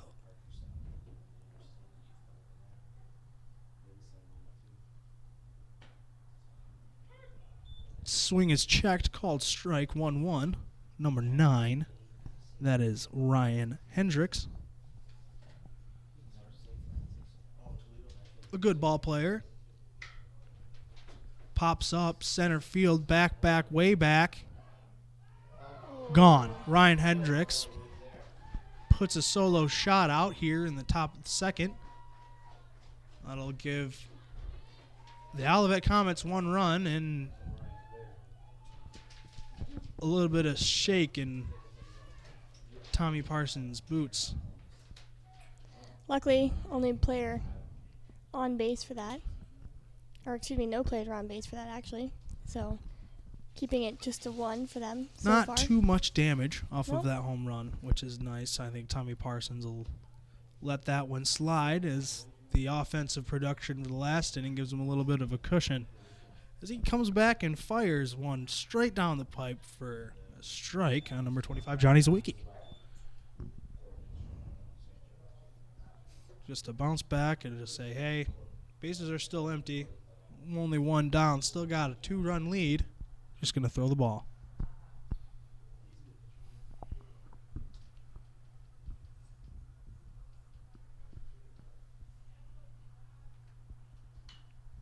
Hard hit ball. Foul off the third base line while straight back towards the home dugout. You know, I like the on-deck pause. The on-deck pause. Yeah, those are cool. Those are pretty cool. Normally it's just a circle, but you stand on a paw print now. It's pretty awesome. A lot of times you see the logo, though, for the team. Oh, yeah. Maybe like a big paw print back behind home plate and only have the circle on deck. That'd be nice, like the Tigers have. You know, they got the big old D back behind home plate. Love the way that looks. I was thinking of the Pirates P Yeah. behind home plate, but Yeah. I tend to like that one better. Whatever. It is nice when they dome balls into the river. Yeah. Over in Pittsburgh. That's why I like games over there. Then you see all the people in the canoes trying to It's get great. the ball fast. It's great. It's just it's so funny to watch.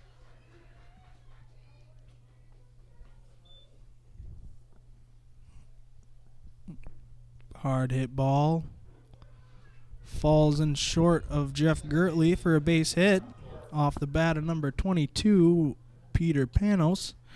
Didn't have much of a offensive game last outing, but has managed to find himself on here in the top of the second. It's Tom Court up for Olivet. Peter Panos picked a pack of peppers. How many times do you think he's heard that? Probably the amount of times Frank has heard a Canadian joke from Gabe Schrei. Countless. I could not count how many times there for Canadian jokes made this weekend.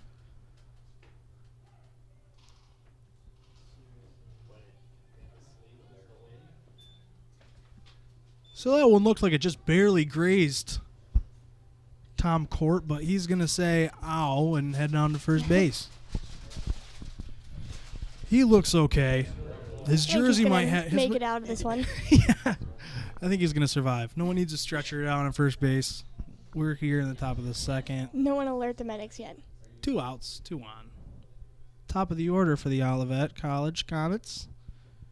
This is the offensive and defensive superstar today. Luke Spots batting 3 for 3 last game and is 1 for 1 today with a big ol' shot out to center field for a double.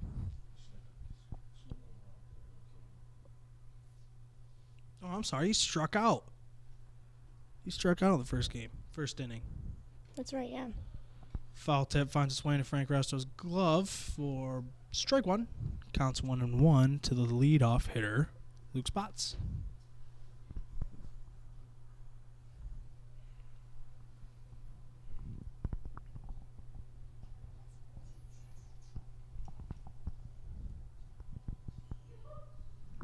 The 1-1 delivery. Foul ball. Rifle back to the stands.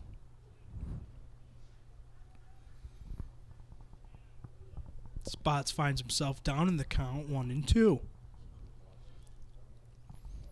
2 outs so far as well in this top of the second inning. As a leadoff hitter, it might be kind of hard to leave 2 stranded, especially after the offensive display shown last game. And he continues the offensive barrage with a fly ball to left field that's caught by Josh Knorr to retire the side and end the damage at 1 run. It's 3-1, Adrian College's lead, heading into the bottom of the second. Another good defensive inning, letting that 1 run go, but nothing you can do about that one. Able to keep it at 1, so. Unless someone's got a stepladder out there in the outfield. Yeah, we need the deposits. One thing that I'm not sure about this, is there a warning track out there, Ellen? Do you know? I don't believe so. I think it's no. turf all the way out there.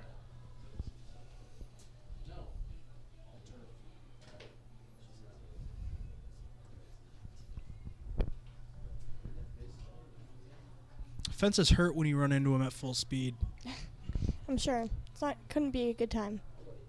But when you're chasing a ball, do you really have time to recognize that you've adjusted to stepping on turf to grass or turf to dirt or any change? That's a good I don't point. know. Because Major League warning track is only no longer than 8 feet. And when you're moving Yeah. as fast as someone like Austin Jackson moves to catch a ball at the wall, you really have time to stop regardless of what you feel. That's true. I think they Occupational would- hazard, that I back think they wall. would slow down anyway if they realized. You got to get the out. It's a good point, Ellen. We're about ready to get underway here as the warm-up ends in the bottom of the second. Stepping up to bat,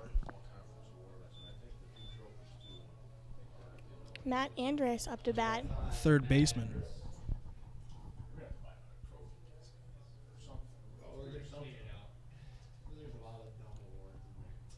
First delivery swung on hard, hit high, deep to left center, and it's off the wall for an easy 2, maybe more. Almost gone, but He's going. He's rounding third. Matt Andrews stumbles a little bit, but he's in there with a stand-up triple out to left center.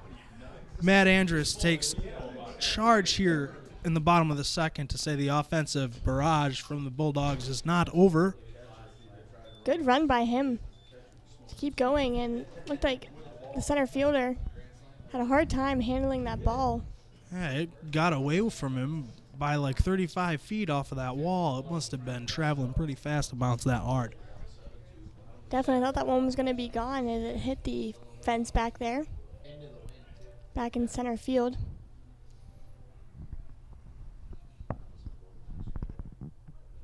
Now here's the catcher, Frank Resto. Batting Done a great ninth. job behind the plate so far. batting ninth, but you can tell he bats a little differently when he's got someone on. His average with runners in scoring position, if that were a stat that got tracked, I'm sure would be impressive because he's been very, very consistent in that aspect. Very impressive, especially as a freshman. He's got to be cold. That's all I could think of. Bouncer over to the shortstop. It's handled pretty easily. And But Matt Andrus will come home for the Bulldogs. sacrifice ground out from Frank Resto. That'll bring his RBI total for the day up to 3. Wow. Good day for numbers for the Miami, Florida native freshman and catcher Frank Resto. Adrian College's personal pudge. I like that. We'll see. I'll see if I can pull him aside and rush and ask him about that. Whoa, and that one runs in real close on the leadoff hitter, Josh Knorr. Feeling the pressure and the cold a little bit, maybe Jared Shees. Sorry if I'm pronouncing these names wrong. I think Shees is right. That sounds accurate. SCHEESE. Tweet at Adrian College TV if my pronunciation is incorrect. People love to correct me.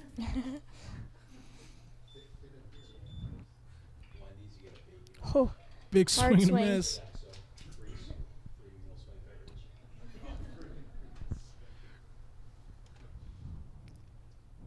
Where do I get my hands on one of those jerseys? I really like their jerseys. They're awesome. Their uniforms are very good this year.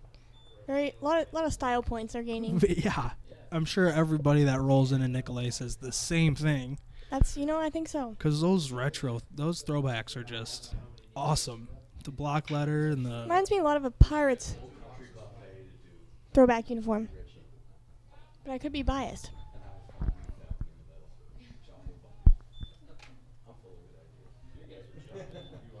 That ball hit hard to the left side is easily fielded. Josh Knorr gets put out at first base for the second out of this inning.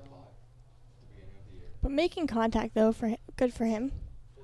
And putting the ball in play is always the first step. There's a hard hit ball from J.J. Trey. It goes out of play. You hear all those rhymes? Very close to the Olivet dugout.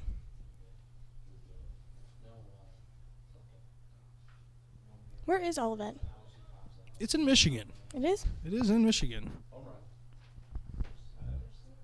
I don't know where anything is in Michigan. No, Except yeah, for that's the Adrian thing. College. I mean, I look at all these towns, and I know most of them. I mean, there's people from places that I've never heard of. I don't know where Twin Lakes is. I know where North Adams is. North Adams is actually around here. It's in Lenawee County. Joseph Crosby, number 39, a pitcher from Olivet College, is from Lenawee. Brighton, Michigan, Colin McCreary, that's right where I'm from. He's a pitcher from Olivet as well. But there are some places like East China. We had to look that up last time. That's over towards Saginaw.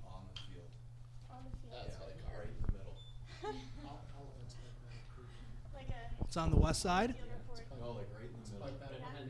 So on the west side of the state. Toward the middle.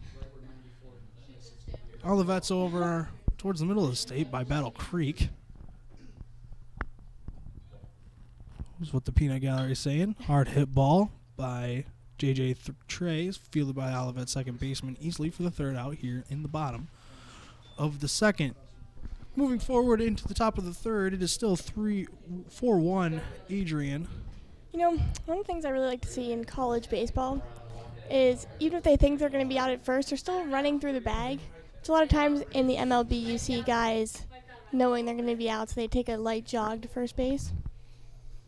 But I like to see the guys put that hustle out and really try to run to first hard.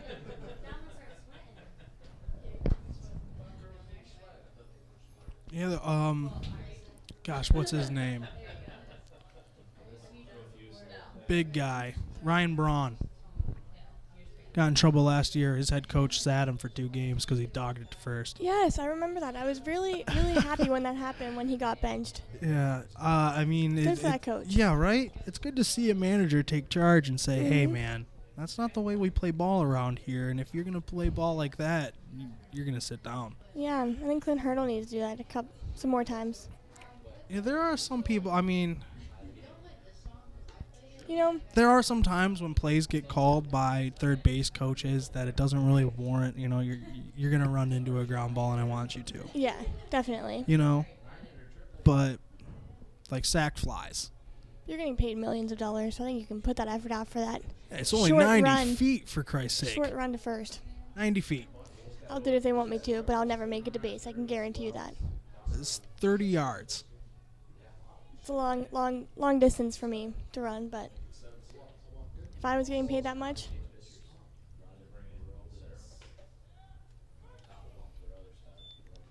good first strike thrown by pitcher Tommy Parsons. Yeah, he always steps up on the mound, delivers his first pitch from the rubber, and it's usually in there. Past 2 innings, he's struck out the first one. Gonna get a bang play off and of the he is second out. baseman's glove. Out by a step. Very close one there.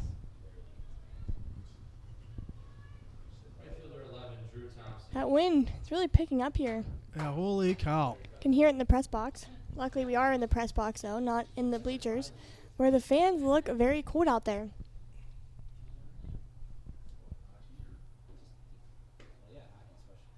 The delivery to number 11, Drew Thompson. Low and outside. Ball 1. Nearly the same location as the second pitch. Thompson finds himself ahead of the count. 2 balls, no strikes. Tommy Parsons still relaxed. Pitching from the set.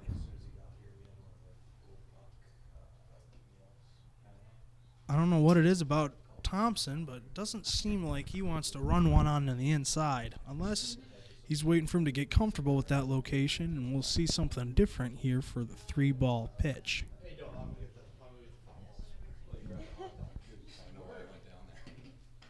And there it is, right down the middle. Gave him something to hit he wasn't expecting, and the count is now 3-1. Let's see what Parsons decides to do now.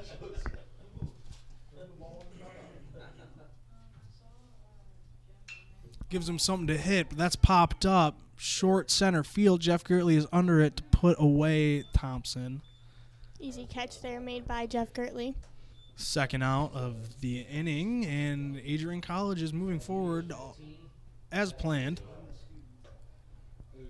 Getting the ball in play in such a manner that the fielders have no problem making the play.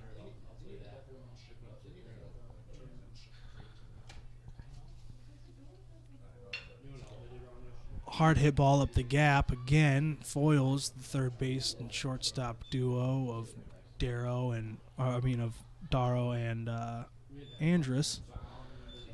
That gets up for a single.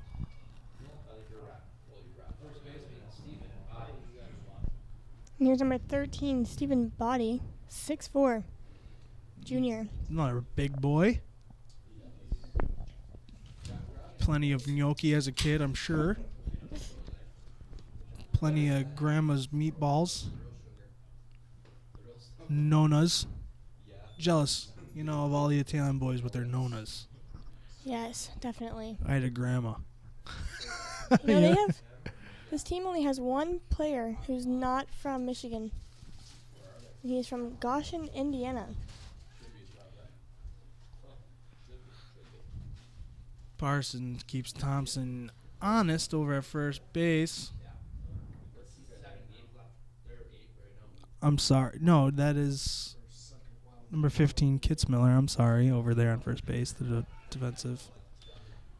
Oh, and caught out in the middle of first and second in a pickle is the DH Kitzmiller, and he gets caught. He's no Josh Harrison to get out of a run out.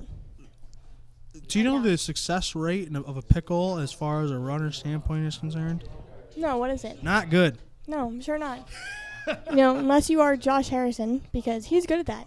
you got to do something really crazy, because if you're doing a good job, it's just playing catch if you're on the defensive standpoint. But if you're running, you got to do some acrobatics or some serious praying.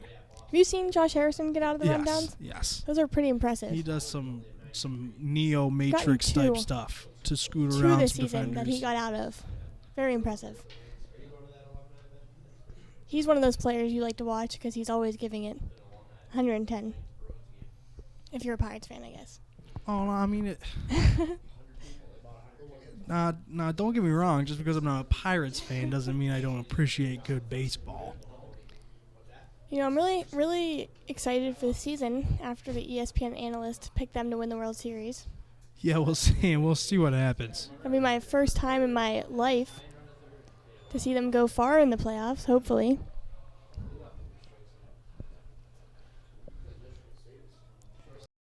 Time for the Pirates fans. I'll tell you that much. No, you can't have it all. No. Steelers have 6 Super Bowls. Yes. Penguins have how many Stanley Cups? 3. Come on. You can't have it all. You know. Can't get hockey and football championships. Pittsburgh likes to call themselves the city of champions, so. Well, it might be time. But then again, it might not be. Because the lineup for the Tigers right now is pretty dangerous. Yeah. With the addition of Yannis Cespedes, I'm sure there are handshakes being concocted right now. There's a couple of guys here on the Adrian College team that's trying to emulate a little handshake action. Detroit Tigers are notably famous for. Mainly just because Miguel Cabrera likes to do it. So we gotta have a handshake. Yeah, the Pirates like to flash a Zoltan sign on when they get on base, and I should name my cat after that. You should. That's a great cat name. Yeah, it's Zoltan. It's a girl though, so. Oh, it's whatever. I mean, it's a cat, so you know. Really know. It doesn't know any better. Yeah, that's what you know. And it, you know, nickname is Zoli, so it's pretty girly. It is girly.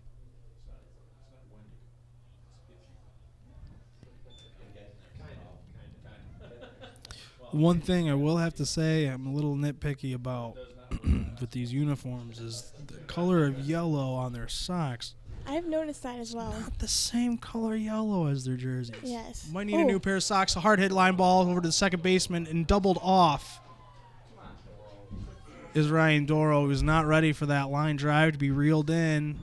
Double play is successful off of that line drive. It's a little dangerous there for the pitcher. Yeah, he came a little closer. Parted his hair a little bit. Second baseman, number 3, Tom Court, able to rally that in. Send it on over to first, double off the unsuspecting Ryan Doro.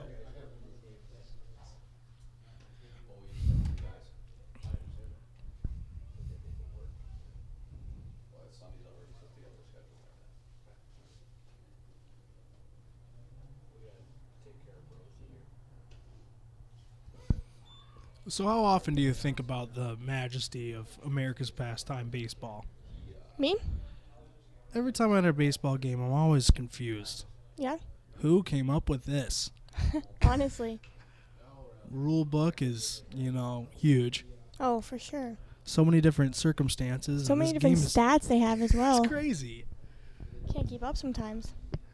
But a lot of the times, look at all those 9 guys. There are 8 guys on that field that are just standing there right now. That's true. Oh, and that one tipped off the catcher's glove up high. Yeah, no, when you think about a lot of sports, you wonder how they came up with it. Yeah, but this one's especially weird. Just because we've figured out that the best way to play it is to have, because you can put infielders and outfielders anywhere. Mhm. Such a fun activity, though. Yeah, get together and play some baseball. Exactly. Whip this leather wrapped piece of cork at you at 99 miles per hour. Sounds like a great time. Yeah. Sports. Gotta love them. Drew shoots, thrown out at first to retire at the side.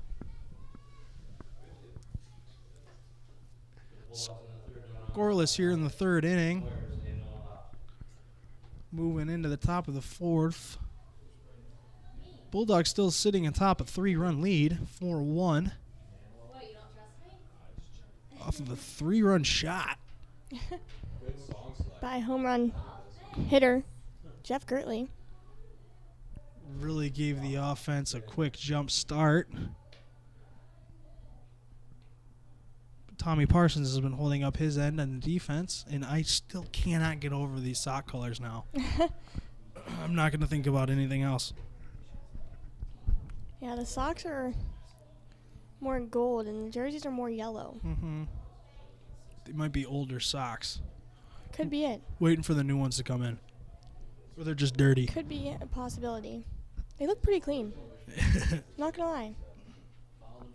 No, there's a huge rift in professional and semi-professional and college baseball everywhere. And I want to know what your side is. Are you a short pants or a long pants fan? You know, I think it depends on the player sometimes, but I like the short pants. You know, like when Jeff Locke steps up to the plate, he has his socks up showing. That's my favorite. Yeah, I'm a short socker myself. Yeah. I think it's just a classic baseball look. Hey, I mean, a lot of the guys in professional league, they start even tucking their pants over the back end of their cleats. Really? They just destroy their pants. Yeah, that doesn't sound good. No, I'm definitely a short pants guy. Played baseball for a long time, umpired for even longer. Never once did I wear a long pair of pants. Now you see the home plate umpire referred down to the first base umpire for that appeal. Normally you wouldn't do that because first base does not have a good line on that plane. A third Especially base with umpire a left-handed would. batter. Yeah. Well, that's what I'm saying. For a Yeah. left-handed batter, you would have to refer to someone that's got a view of the third base Mhm. line, not the first base line. It's a good point. Good point. Then again, there's usually, in a professional baseball game, there are 3 field judges and 1 home plate umpire. Got a lot more eyes on the play then. Yeah, twice as many. It's true. 4 more eyes.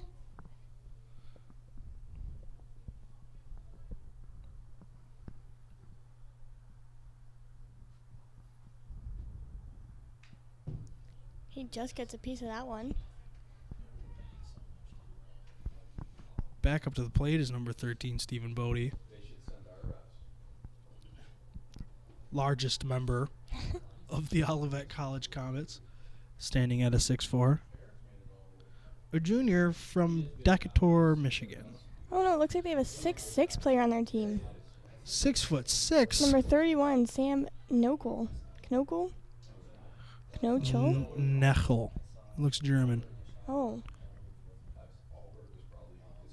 It might be pronounced nickel. could be if it's German. Stephen Bodie takes his 4th ball across his knees, heads off to first base with a slow jaunt. Third baseman Ryan Hendricks. The third baseman up to bat, Ryan Hendricks. He hit a solo shot his last up at bat, putting one out. He's got one on now. See if Ryan Hendricks will continue his offensive display this game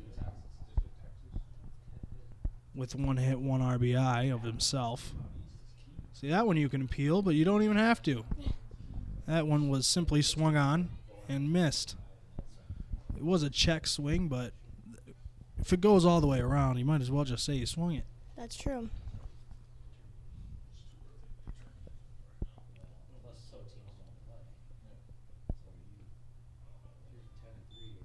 It looked like Frankie Resto was sitting up on the outside of that pitch just to see if Stephen Bodie would try and move a little bit, trying to feel out the base runner to see what they can get away with as far as strategy towards the batter is concerned. Stephen Bodie is taking a nice secondary lead, but it's only to advance on the case of a ball in play. I don't think he's attempting to steal. That would be Ryan Hendricks' shtick. got caught last time, but it was successful ones on a pass ball.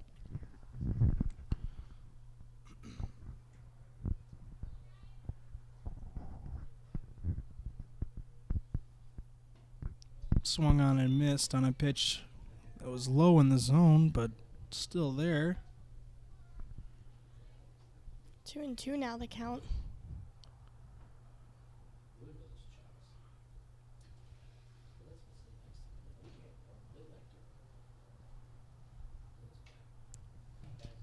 Swinging at one a little too far outside just to keep his batting alive.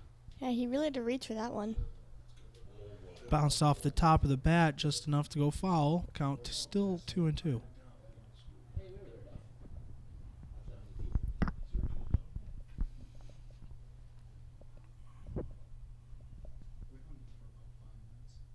Hard shot up top high. Back out of play. Staying alive at 2-2 is Ryan Hendricks.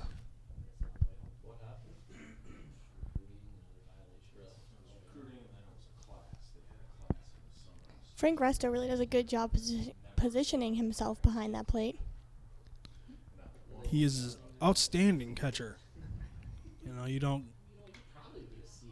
get sucked up from Miami, Florida to play college ball without having some sort of prowess, and it's definitely been on display here at the beginning of this season, with his recruitment being an obvious benefit to this Bulldog club.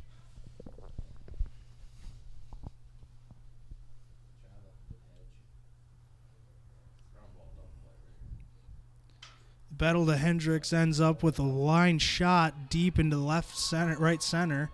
That's going to get down for a single, but advance Stephen Bodie over to third base.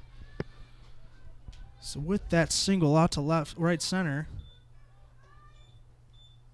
Ryan Hendricks advances his runner into scoring position and brings up 25, the DH, Johnny Zawicki. And still no outs in this inning. Tommy Parsons finds himself in one of the first compromising positions this game, with runners at the corner and no outs. The DH up to bat. That's enough to make even the strongest of constitutions in a pitcher rattle with nervousness. Tommy Parsons checks over the runner at first, see what he's doing with a quick glance, delivers to Zawicki, who pops up short into center field. It drops, is going to bring around Stephen Bodie and advance Ryan Hendricks to second base with no outs. Johnny Zawicki hits a 1 RBI single here in the top of the fourth, cutting the lead of Adrian College down to 2. It is now 4-2. Olivet has 5 hits already on this game as well. Out hitting the Bulldogs only by 1 thus far.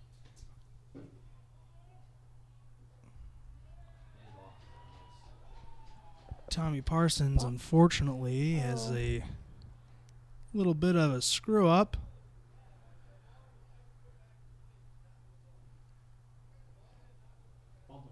Now Olivet has...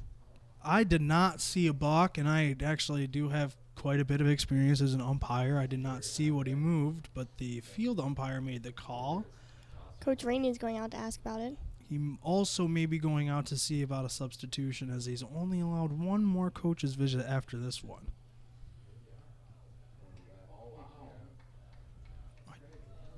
Yeah, I did not see that. I do see a little bit of action over in the bullpen.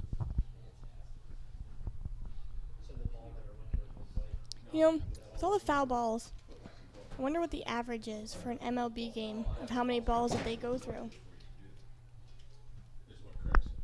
Here's a fun stat for you. I actually know this answer. It's actually a little bit more fun stat about the baseballs used in Major League Baseball games. Each home plate umpire is required to rub down 36 game balls with a specific mud Oh, yes, found I've in a heard about swamp in Tennessee. That's insane. Good for that guy who owns the swamp. That mud sells for $60 for 12 ounces. Wow. Someone is making quite the profit. Quite the dirt. Just mud. Dirt. Yes. Here, you want my dirt? $20. $60. Right. A bunt to move more scorers into position is successful as a sacrifice over to first moves And they're first out of the inning. Hendricks and Zawicki into scoring position. 1 out, 2 on. Tommy Parsons still struggling to get himself out of this inning. Ellen, as it's getting later, it must be getting colder out there. You can see the sun has ceased its shining. Yeah, definitely a lot more overcast now. Tommy Parsons might be getting colder as the time clicks forward. Being out on the mound for this long and struggling for this harder is just going to make it worse. That's the problem with inclement weather as far as baseball is concerned. If you fall behind, you fall way behind because you're out there for longer. Mm-hmm. Resto looks like he's a little sore after that catch there. And it did bounce off a little bit of a vulnerable area. Can't really armor your inner thigh without extremely compromising mobility. Yes. Better take one for the team. High then. center field, Jeff Gertley dives What and a catches. catch. Tags up is the runner on third, and he's going to come across and score. What a catch by the big Gert. That sacrifice fly is going to score one, but Gertley keeping it to a sacrifice fly and not a base hit with an outstanding effort. But again, losing his hat on the play. Of course, the wind is helping a lot with that here. Great catch, though. Made a great catch, and he also was one who got the home run for the Bulldogs. Rainey is back Great out game on for the him. field. Talking to the field umpire again. I don't know what about. No, I'm Perhaps confused right now. Perhaps he's complaining about a tag up. That's another thing. That's a very difficult thing to watch when there's multiple runners on the field. It's very hard to keep track of who's tagging and where, especially when you're the lone field umpire and the plate umpire. His eyes are occupied on making sure the ball is caught. Sounds like some fans are not happy with the call, too. In which call? I don't even know what the call is. That's the thing about baseball. If you're not down there, you don't know what's going on most of the time. It's a good point, but the fans don't care about that. They know what they know. Well, I'll tell you what. That's the worst part about being an umpire. Coaches can tell you whatever you want because you're in control. But you are not in control of fans. Nope, not at all. I had to throw out more moms than coaches. That's not a lie.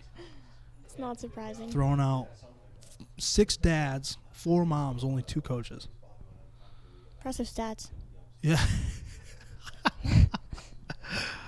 You should hear mine for foul balls taken off the chin. Oh, It's even more impressive.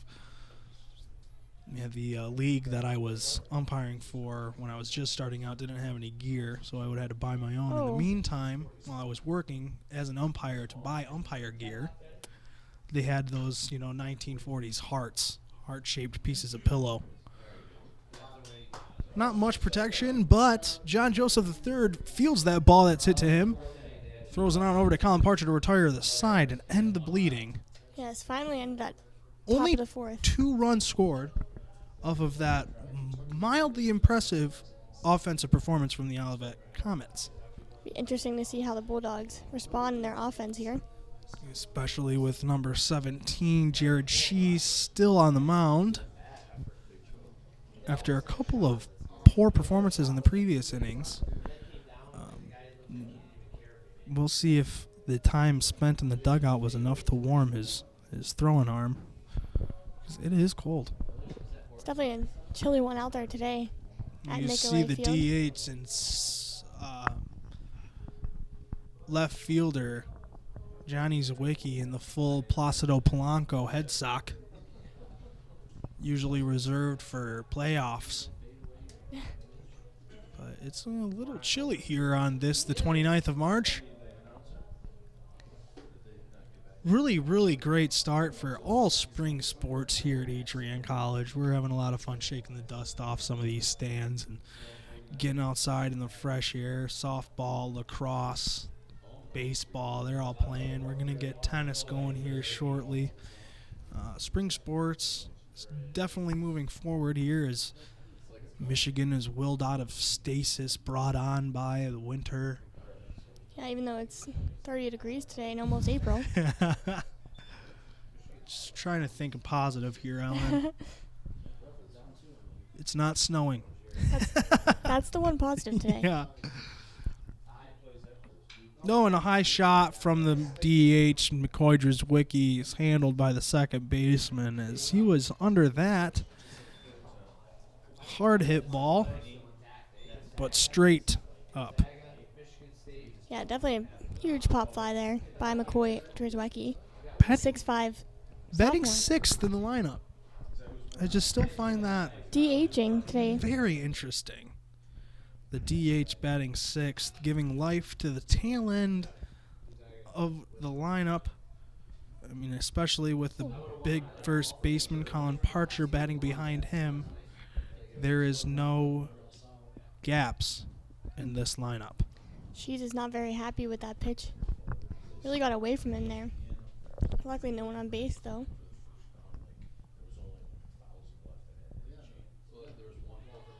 And Colin Parcher stands stoically as that fastball just comes in and just bops him. Good for him. He's entitled to the batter's box, Ellen. I don't understand what the home plate umpire is complaining about. Are they complaining? He got hit in the move? center of the body. He did not get hit somewhere that was an extremity. He is entitled to that area. I think he should be awarded his base.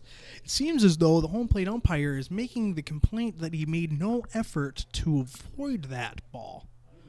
You know, such a fast-throwing ball. I don't know how you expect him to get out of the way. Coach Rainey definitely has a case for complaints here, as that ball was fired literally to the center of Colin Parcher's body. Any direction would have been massive amounts of effort to get out of the way of that ball. You know, I think if the pitcher is throwing it that far over, you should be allowed to stand there and take your base. Looks like the first base umpire is going to get his way, and Colin Parcher is going to be able to stand in there and smack another one over the boards because he's that furious. I wouldn't want to stand in that box after that one. No, he's mad now. Watch. Oh, he lays off the high cheddar. Knew there's nothing he could do with that one except put it straight into the ground. Count now 1-1, even though he got hit by a pitch. Still batting. Come on, ump. Takes his base. See ya. One more pitch, 2 more pitches, and the result is the same as it would have been had he gotten his base in the first place.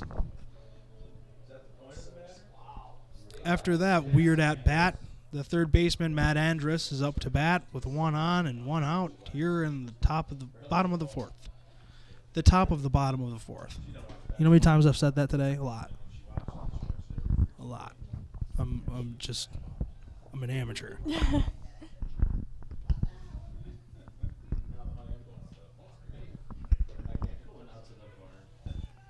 He watches that strike come in on him. Is Matt Andrus.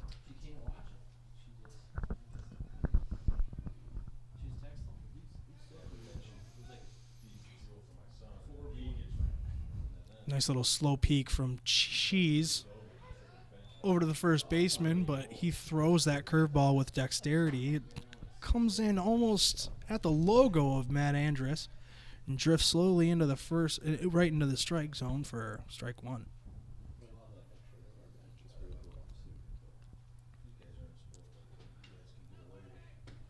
Someone tips off him. Off the bat, excuse me. Keeping the count at 1-2.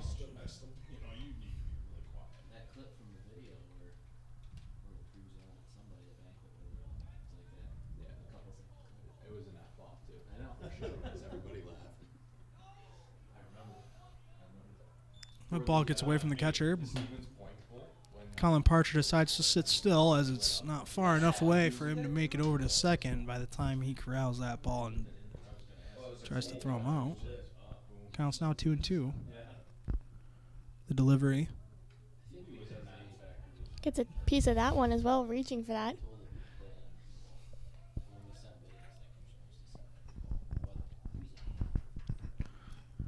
Matt Andrus unhappy with that effort. Graciously accepting this life after he fouls that third strike off. That one's hit high down the third base line. And that wind made him do a little bit of dancing out there in the third base line as he's unable to get underneath that, catch that one. Matt Andrus stays alive.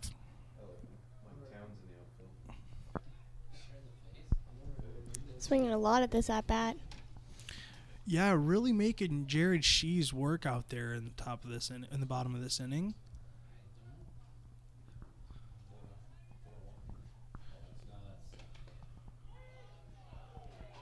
And a called third strike is delivered from Jared Shees.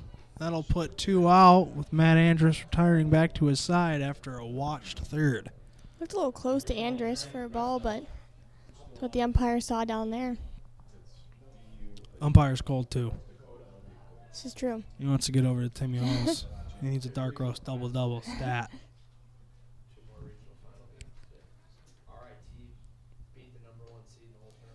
Frank Resto looks at one, knowing it was a strike, was probably told to let the first one go by, see what goes on. Now that the count is 0-1.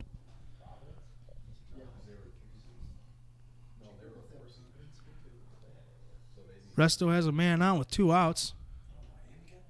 Watches another ball come by. A little questionable look from up here. Pretty far on the inside, but it still looked like it found its mark. Ryan Thompson keeps on reminding me that I have a off-kilter view of the home plate, that I can't be calling balls and strikes like I normally would. That ball is fouled off of the bat of Resto. Parcher going on the sound, a ball on bat with 2 outs.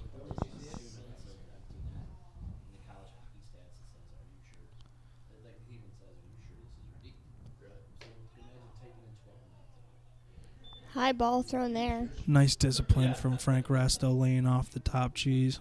Good eye. It's hard to do, especially when you're in a hole, as far as the count is concerned. There he goes.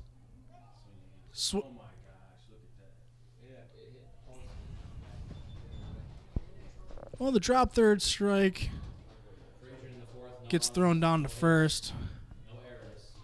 The distraction of Parcher scooting to second was unsuccessful as the catcher corrals it and heads it down on first for the easy out.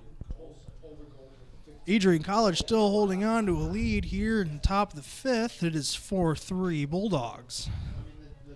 Tommy Parsons still stretching out on that mound as he continues to throw well into this game. Might be a little bit longer of a warm-up as Frank Resto is the last batted out. He's got to slap that catcher's gear on really quick. That's the one hard part about being catcher. So I remember from playing softball, if you were going to be up in 2 at-bats, you don't want to take your stuff off. And then you usually would be on deck and you'd take your stuff off. And then the batter in front of you would get out, and then you'd have to run back in and put it back on. Yep. That would be, when I played, I was a catcher as well. Could remember the first time I got a starting catcher position for a travel team. My dad, he sat me down behind home plate with a bucket of baseballs and says, "We're not leaving until you put 10 in a row right on the top of the bag."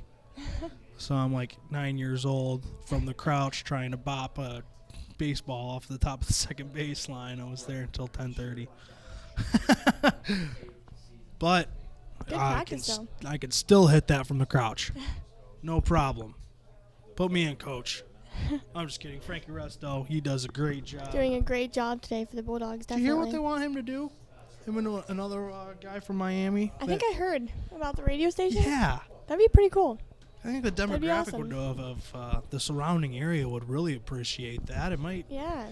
might get some of the locals to come to a baseball game. It's more Frankie viewers. Resto can give a good game analysis of an Adrian College baseball game and Espanol. I think people will tune in and listen. Oh, definitely. Here, for those of you who don't know, here in Adrian, Michigan, southeast Michigan, we have a large demographic of Mexican Americans and a large Spanish-speaking community here in Adrian. I actually didn't even know that. Oh yeah, it's pretty substantial. If you go on the west side, you'll see a lot of restaurants that you have no idea that they're there. Best tamales you can buy, buck each. Sounds like a great time. Yeah, they just look like houses though. That's why you can't So tell. they're hidden, yeah. Hard hit ball up the line, first in between first and second. Base is number 6. That's Bo Lang, is a shortstop out of Climax, Michigan. Just wear a shirt and a tie over your fatigues. Number 11, Drew Thompson. Drew Thompson, no relation to Ryan Thompson, we think. Up Can't to be sure bat. yet. Can't be sure. Got a Thompson and a Mahan, 2 Adrian College legends.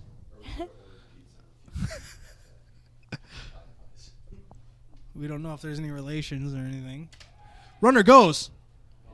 Hit and run is successful as the stealer takes second baseman John Joseph III out of position for that ball and Good hit. scoots up. Yeah, that was as textbook a hit and run as you can get. The hit and run play forced John Joseph III out of position, causing that hard hit ball up the second base side. And here comes Rainey again. This will be a pitching change. I have binoculars. I'm going to check on who's in the those in the bullpen back there. Here we go. Give me a focus. Left-handed pitcher.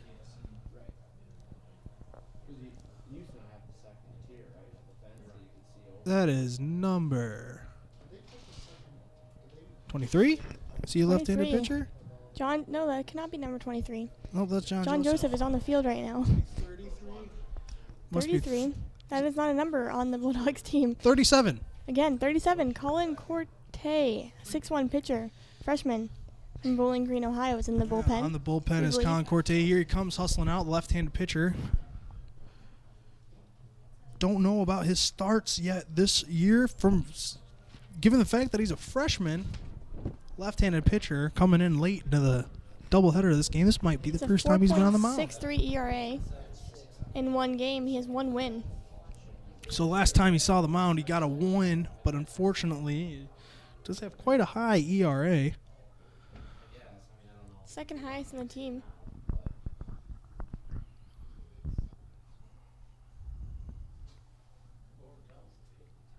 You know what Phil Koch's ERA was on average for the past 6 years? 4.28. That's not a good stat for a closer to have. No. Let's talk Major League Baseball for a little bit. Tigers pitching is getting a little bit of help now. David Price starting Yes, that's right. on opening day. You guys got him. You sound a little sour about that. Yes, I was informed that he was in talks with Pirates, but, Who is he it? decided to go to Detroit instead. I believe. I remember seeing something about who's starting for the Pirates on opening day, but I can't remember now. Might be Vasquez, but I could be wrong. I think I'm definitely wrong.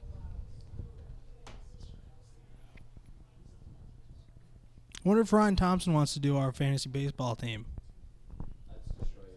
You would destroy. Okay, Ryan Thompson's in.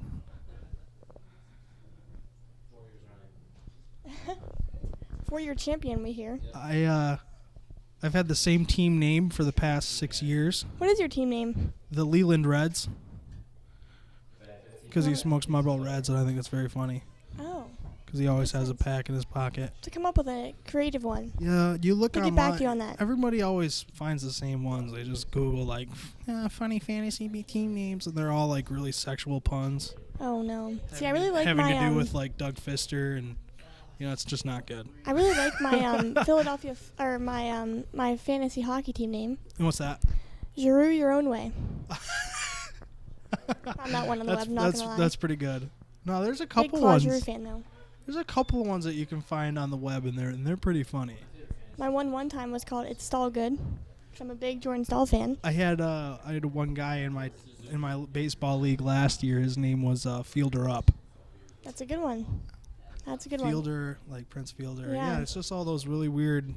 My one last year for fantasy Innuendos. hockey was Hada's Gonna Hate because of Jan Hada, who plays for the Avalanche. I had a hockey one that was like a Hossa. But I mean, it's pronounced Marion Hossa, so the joke was kind of lost on everybody. Yes, yeah. I thought it was funny out of irony, because like it is Hossa and everyone knows that. But Yes, yeah. Big swing and a miss. oh, Frankie Resto reels in that foul tip for strike 3. Retires one out, one on. 13, Stephen Body. And they're in scoring position.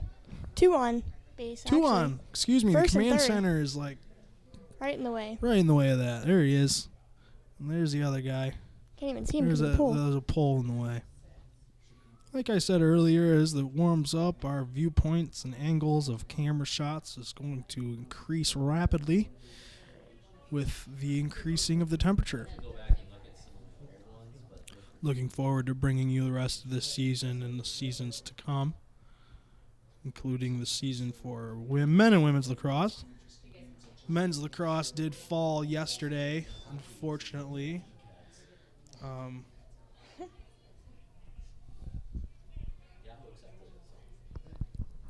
The lacrosse games have been crazy.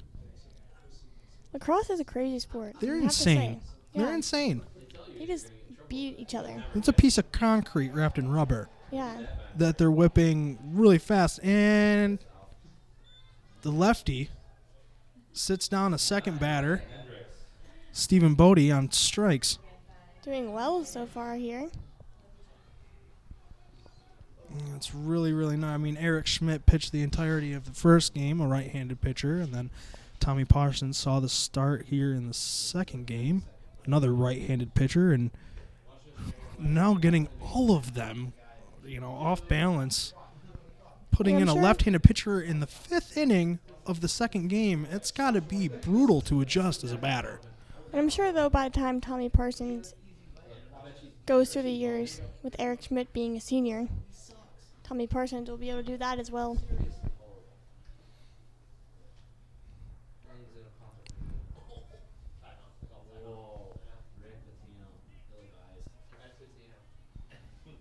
Two outs here in the top of the 5th. oh, that's right. You're an I. He's an A. Ooh. Fouled straight back into the bottom of the press box here. Get a little thud. Good thing there's a net here. Or else maybe I have to bring my catcher next time. There was not. Yeah. Gear up, Ellen. You're sitting sideline. Just make you wear all your hockey gear out here. Yeah. I'll go out there. Here comes Court's delivery. Low and outside for ball number 3. Fills the count up at 3-2. Well,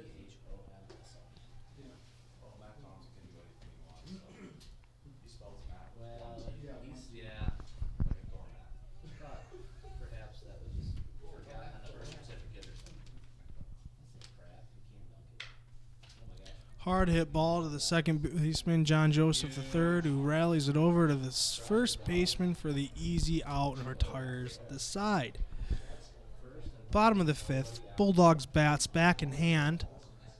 Still up 1 run over the Olivet College Comets. The score is 4-3. Very long inning there, as we had the pitching change and everything.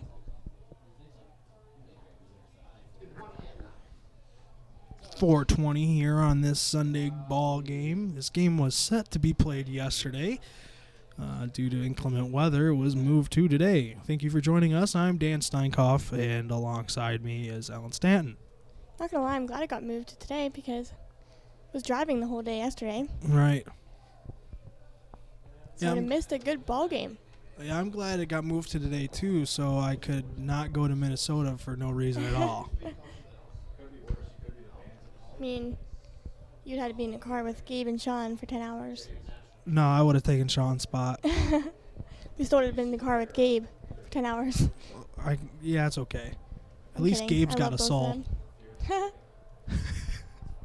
It's so funny how diverse everybody over at ACTV is. We have no one that is alike, and all of us get along. It's great. It's a great time. It was a great car ride. We really bonded, I believe. I mean, it'd be hard not to. If you didn't bond, it would be a brutal journey. Yes. Well, you know, Frank usually most of the ride had his headphones on. My headphones, right, yeah. actually. Oh, he didn't even bring his own. No. Classic Gave him my Kroopy. Beats. You know, I can't wear Beats and drive, so I don't wear Beats at all. I like them for hockey. They're pretty Hockey- good for hockey hip hop. warm-ups. Yeah. They've got a really nice driver for hip hop. Yeah, they but really if get me going for a game. if you're outside of the genre demographic as far as enjoying hip hop, Yeah, I really like a lot of hip hop and pop and country. I mean, it bumps through those headphones pretty nice. Yeah. But I like the ones I'm wearing right now. These Audio Technica M40 FSs are really, really nice. Good clarity of sound. Doesn't have the bass driver like the Beats does, though. So, unfortunately, my low end is a little weak. Knorr tips it. It looks like it tipped off the bottom of his bat and bounced off the plate and up.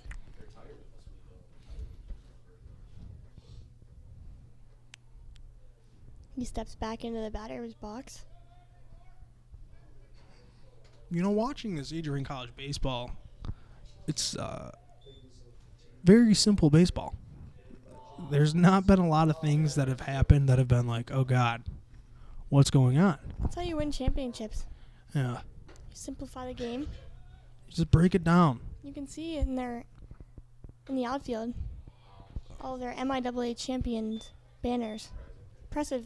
Impressive team here.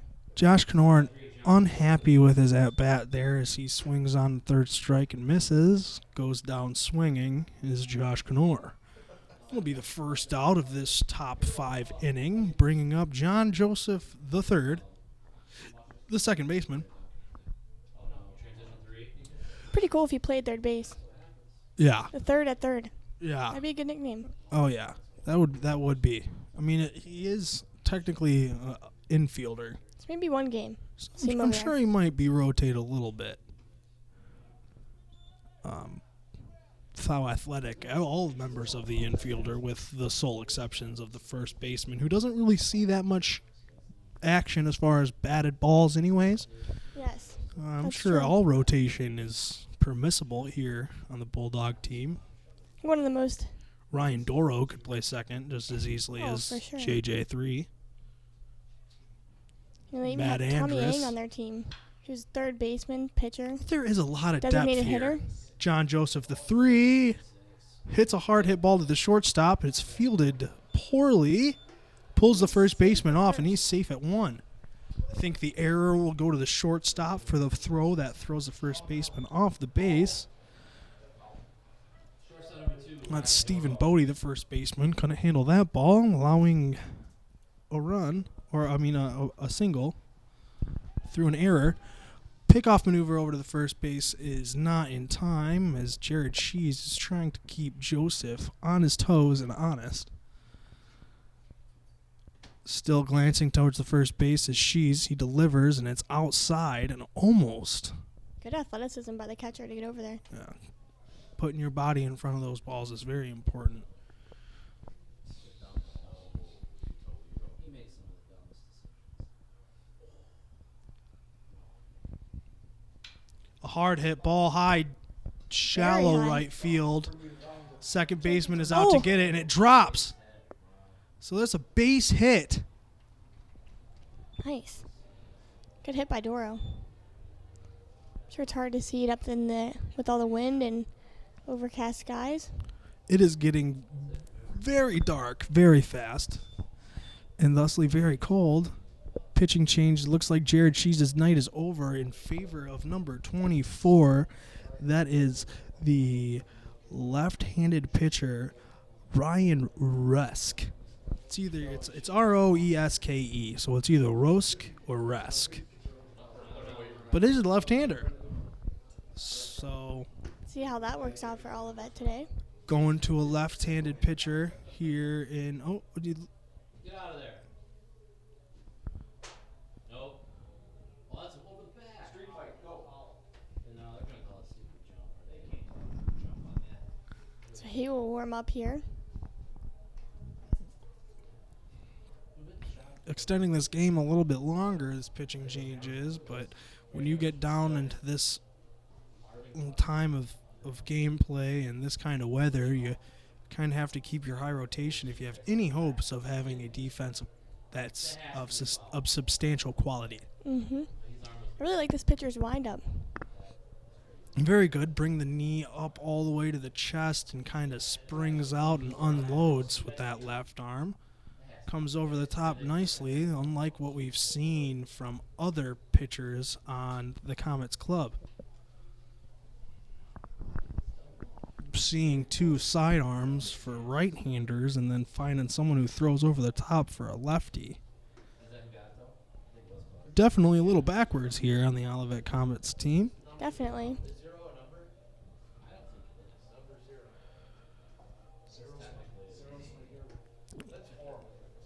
Definitely great form and definitely has It's a fun to good, watch him really, pitch. really good arm speed. Yes, definitely.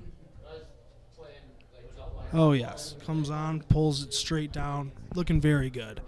Runners are back to their previous positions as we're ready to keep going in here, the top of the bottom of the fifth. One out. With Jeff Gertley up to bat now. Center fielder. Had an impressive catch already in this game. Sans hat, as has all of his catches been today, with that fierce wind pushing towards the outfield. Jeff Gertley is a native of Northville, Michigan. Same as Sean Kane. Went to high school very briefly together. A lot of good baseball played over at that side of the state in Northville. Plenty of travel teams are coming out of that area. Plenty of umpiring and tournaments. Umpiring is a great summer gig. I'm sure it is. It sounds like a lot of fun. Yeah, the pay scale is a lot different than other officials. Yeah? Soccer games, I mean, I had a couple guys that would umpire or referee soccer games and make like $12 a game, $8 a game, Well, basketball. hockey refs make a pretty good amount Hockey as well. refs, yeah, I think it's a occupational hazard That's true. ratio. That could be it. The more dangerous it is to official that game, the more you get paid. See, soccer reffing, you just have to run a lot. Right. When I was starting out, my first game as an umpire, I was 13 years old, 7th grade, umpiring 8-year-olds. So only 5 like a years. good time. Only 5 years my junior, these players, but still pretty young comparatively as far as maturity level is concerned. That wild ball gets away from the catcher, advances all the runners on a drop third strike. Jeff Gertley could have taken off, decided not to, and walk right in front of the catcher. Maybe do a little bit of deliberate dancing in front of him to stop him from gunning that runner down at third base. That's John Joseph III advancing to the scoring position. And Ryan Doro taking second. Now runners at second and third with 2 outs. The sac fly is out. Runner has to get on base. Looks at a ball that's below his knees for the 1-0 pitch. This is the right fielder, Drew Schutz, if I'm not mistaken. Can be, again, like I said. I'm an amateur on the mic here. Mostly pushing buttons. Telling people what to do rather than telling people how they're doing. You're doing a good job. Thank you. I appreciate it. I do love baseball. Baseball is a great sport. That one's off the ground and corralled by the catcher as it doesn't really scoop by him. But every pass ball brings the pitcher off the mound. That's going to get tiring really quickly for the left-hander, as this runner is still on third base and is still threatening to cross home on any pass ball. See? Drew Schutz will take his base. Unhappy is the left-handed pitcher. What did I say his name was? Totally forget. Ryan. Ryan Resk. I'm going to That's say right, yes, Resk. Resk. Rosk? I would say Rosk. Rosk. We're having another coach's visit. I'm not sure how many they're allowed. It might be per pitcher. I know during the MLB Could it's be. per game. And Ryan Rosk is going to go sit down. Tough for him. 2 pitching changes in 1 inning. And it looks like the designated hitter is stepping onto the mound. That's going to make him not be able to bat in the next inning because the pitcher, Can't, yeah. Interesting. I wonder I like to see pitchers who can bat, though, as well. if Coach Mahan is thinking this through. Maybe they have another designated hitter ready to go. Perhaps. Oh, look at this. Look at this throw. Wow. That is interesting. Wow. Hmm. Sound like great Gabe. Wow, Frank. What a Wow. That's just crazy. throw. That is just pandemonium on the mound. There is sounds of confusion being muttered by everyone up here in the Frank and Shirley press box. Who's your favorite MLB closer? My favorite MLB closer of all time or Present. present? Presently closing. Man, I don't know. I was so attached to Soriano and Riviera. Yeah. And both of them retired in the past 2 years, and closers have not been as big as an impact in the game of Major League nowadays. No. The That's game true. is changing. Oh, All- that really got away from him. yeah, we'll see what happens. This It's like it's is starting to rain now, too. perfect. It believe is. I see rain. Oh yeah, there's definitely some serious precipitation coming down right now. This is going to change the game entirely, even more so than this The rim is friendly. extremely unorthodox set. I wonder what the runner on first base is going through his head.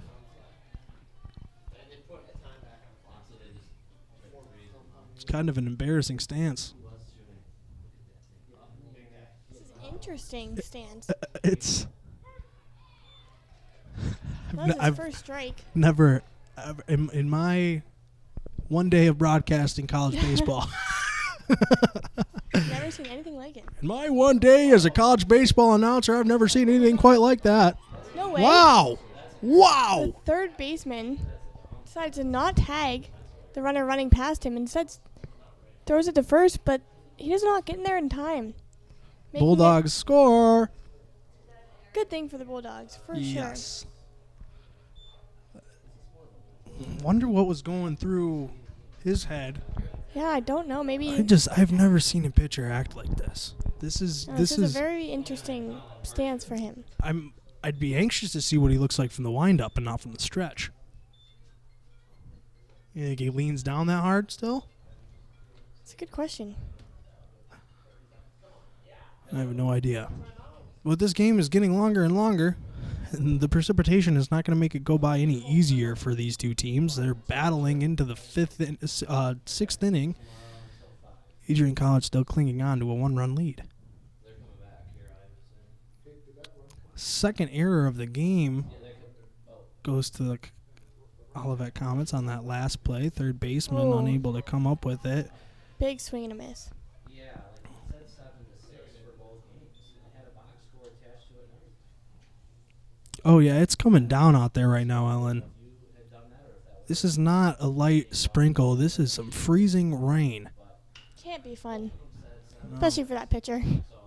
This one's hit Having to down go the in. third baseline. Oh my is a fair ball. No way. Fair ball. Scores 2 runs.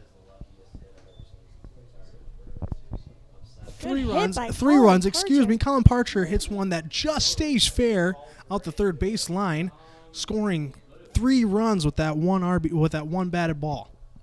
Wow. 3 RBIs for the big first baseman, Colin Parcher, bringing up the lead to 4 here in the top of the 6th inning. Matt Andrus now taking the batter's box. The third baseman out of Auburn Hills, I'm sorry, Troy, Michigan, still on the east side, a little bit more south. Yeah, you got to wonder. When you postpone a game on a day like yesterday to play on a game like today, which is arguably worse. I mean, it's obvious that Rainey wants to get these games played. Any college baseball game wants to get played because it's just a pain in the butt to try and reschedule that. We're lucky it was only postponed to today. Okay, sounds good. Thank you. Weren't there supposed to be away games at Olivet, though, today? So they're still missing 2 games right now. I'm unaware of Olivet's announcement. Or were we supposed to play them at We were away supposed today? to, yes. So we were supposed to play them at home yesterday and then travel tomorrow or today. Well, there's no way we can play 4 games on a day like today. So, it's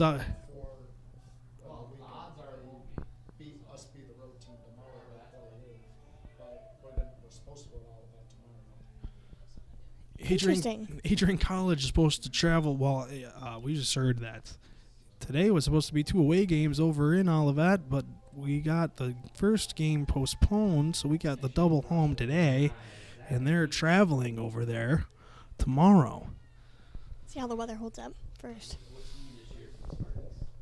It's going to be a brutal couple of days for this Bulldog and Olivet team. That's just not fun. The show must go on.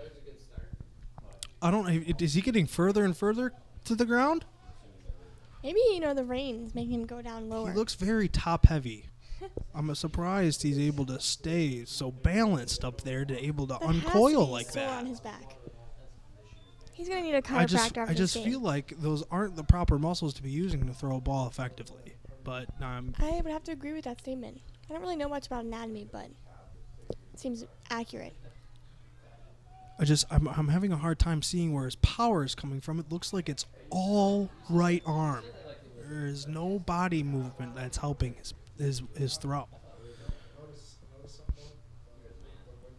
Because if you watch closely, you can see that his hips do not rotate. His back has to be so sore after a game. Especially a game where you're making a table that is essentially getting pelted by freezing rain. That's also a good point. Whew. Give him a chiropractor. Pitching well, unorthodox as it may be. That one's right back at him. Can't field it. He's safe. Oh, He's out. umpire called him out on that tag. Questionable call out there, but I'm all the way over here. That'll do it for that long bottom of the 5th. Bulldogs will extend their lead with that inning of offensive display against the unorthodox right-hander of Johnny Zawicki. Is that Johnny's? It is Johnny Zawicki, right? 25? Yes. Yes, it is. From Alpena, Michigan. All the way up north. Tippy top of the LP. You know the LP? Lower Peninsula? Oh. Yeah. You know, what? being a Michigander is sometimes hard living in Michigan. Right. You glad you came to Michigan? Yes, Adrian College is a good choice. Played some good hockey here so far. Oh, yeah. Hopefully we'll go even further next year in Nationals. Catching for the Bulldogs. 39, Dakota Carraro. I think the one thing I would change about Adrian is the wind. Makes it brutal to walk to class sometimes. Oh, yeah. There are a couple of things I'd change about Adrian. Wish it was in Florida sometimes, too. That'd be nice. Somewhere warmer.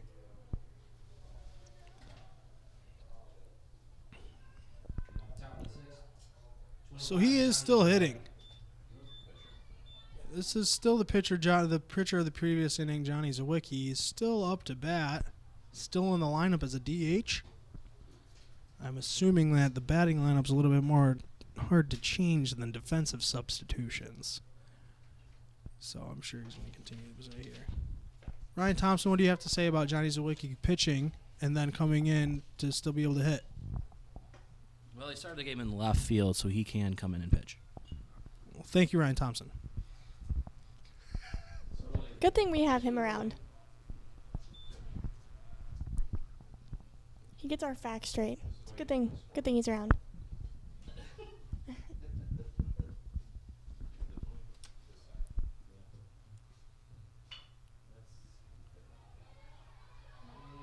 And that turf does get pretty slippery when it gets wet, as it's apparent in Matt Andrews' blunder over to first base, as it's not in time after that slip. We have a change in catchers for the Bulldogs as well. I think that's Ferraro down there. I believe it is number. Say that's a 59 or a 29? Can't be 59. It's not 29 either. Tough to see. It might be 39. 39? Dakota Carraro. Carraro. Wrong consonant, Dan. That shot is hit hard off the bat, number 22, Peter Panos. Down the left field, or down the first base side.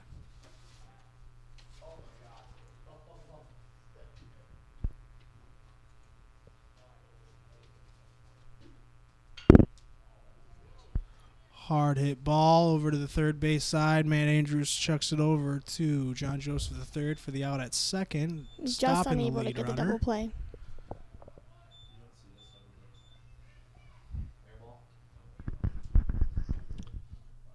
It just looks cold. Looks like a bad playing environment. Coming from someone who plays a sport on a sheet of ice. So you Yeah, really they're know out. it's bad. A lot of wind or rain down there. Shows bunt, pulls back. Looked like the pitch was nice, though. Called ball on that. Number 3, Tom Court, batting 9th today for the Olivet Comets.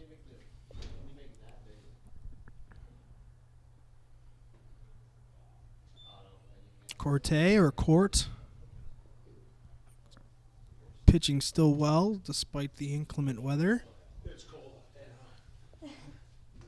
Athletic Director Michael Duffy has confirmed, and I quote, "It's cold out there," end quote.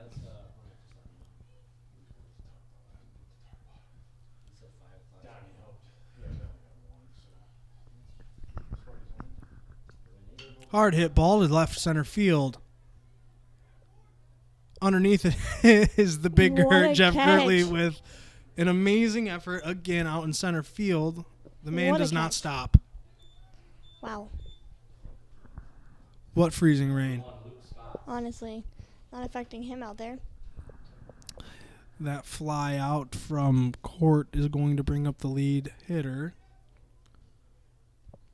Spots, Luke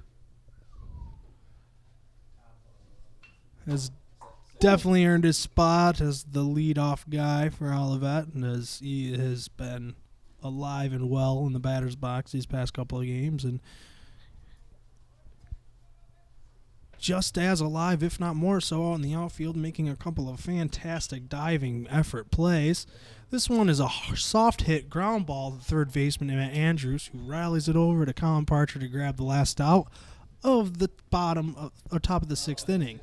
And there goes Parcher's hat. Wind really getting to them today. Yeah, we're gaining a lot of substantial numbers in the hats lost statistic for the Adrian College Bulldogs. I would like to see the official count on that. Yeah, it's at least 16 on the day. Has to be.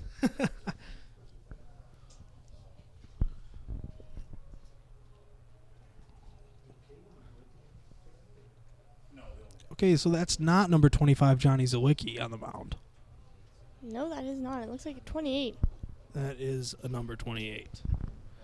A number 28 is Joey Richmond, right-handed pitcher from Jackson, Michigan, right here in Lenawee County, home sweet home.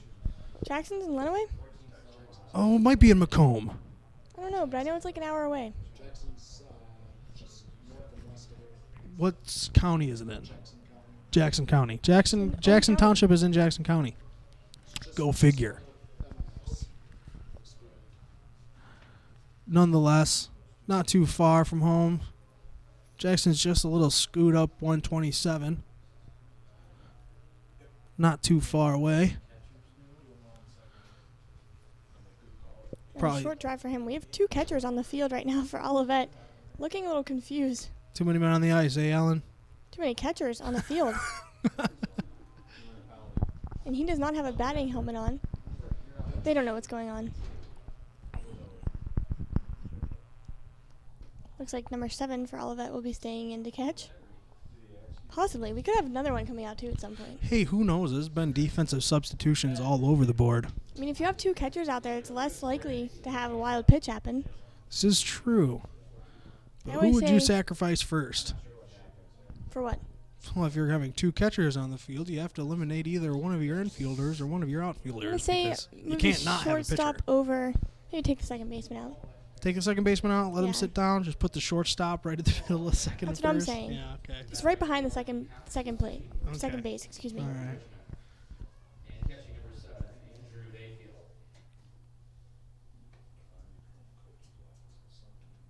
Andrew Dayfield was a substitution in the last game for the catcher, coming in to relieve the catcher again. Don't really see relief catcher too much. No, you don't. No. Catchers usually go the whole time, but this weather is not. Not ideal right now. No. For sure. Hard to tell from up here if the precipitation is still continuing. This net makes it a little bit difficult to see any movement in the air. First pitch of the bottom of 6 is called strike.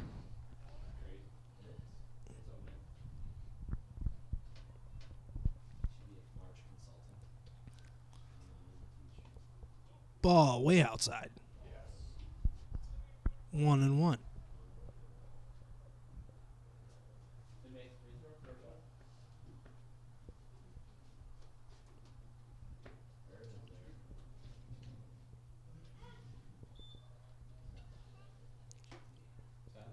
Unhappy at that pitch is the leadoff hitter for Adrian, Josh Knorr. That one was not to his liking, perhaps a little low. Called strike nonetheless. 2-1 delivery coming up. Or 1-2 delivery coming up.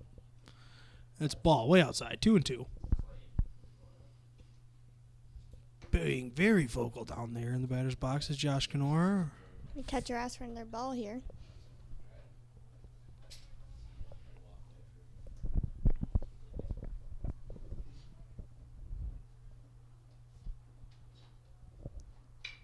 High ball hit shallow center field, dropping. He's wheeling around to second base, sliding in there. Had a little bit Great. extra distance on that slide because of the slickness of the turf. Great job by Josh Knorr. Oh yeah, an excellent effort to stretch that would-be single into a stand-up, slide double. We have another lost hat as well. Yeah, Add that count to the yeah, tally. hey, chalk it up. Those hats are flying, No hat is safe today. especially when you're barreling in towards a fly ball from the outfield.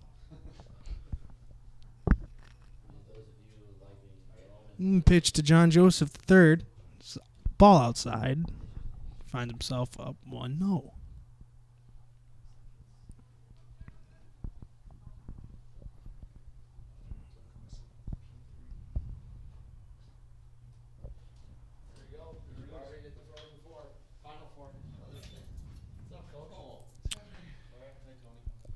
John Joseph takes the second pitch and rattles it off down the first baseline for a foul ball. Counts now 1 ball, 2 strikes.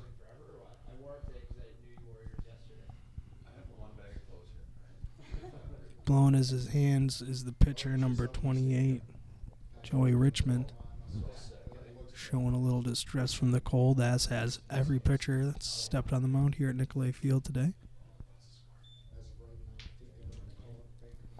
Adrian College still resting pretty on a 4-run lead here in the bottom of the 6th. Score is the Bulldogs 7, the Comets 3. Comets, however, out-hitting the Adrian College Bulldogs in this game 10-7.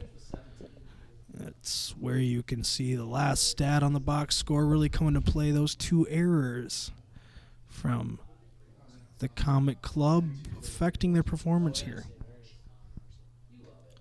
That ball is tossed in to John Joseph a little too high. He'll take a walk. No out.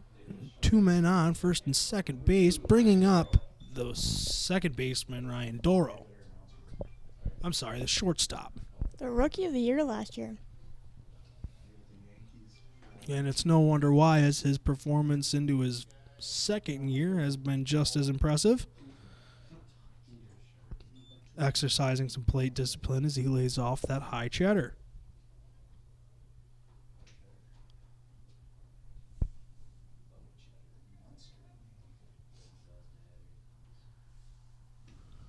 Very high there. I'm going to start using different varieties of cheese per request of the peanut gallery. The next one's going to be a nice high Gouda. Oh, he can't lay off the Swiss. Fouls that one off the third base side. One's a lot of play. Definitely still coming down out there, Ellen. I can totally see it. Oh, yeah. Getting nice Sleeting and out there. soaked out there.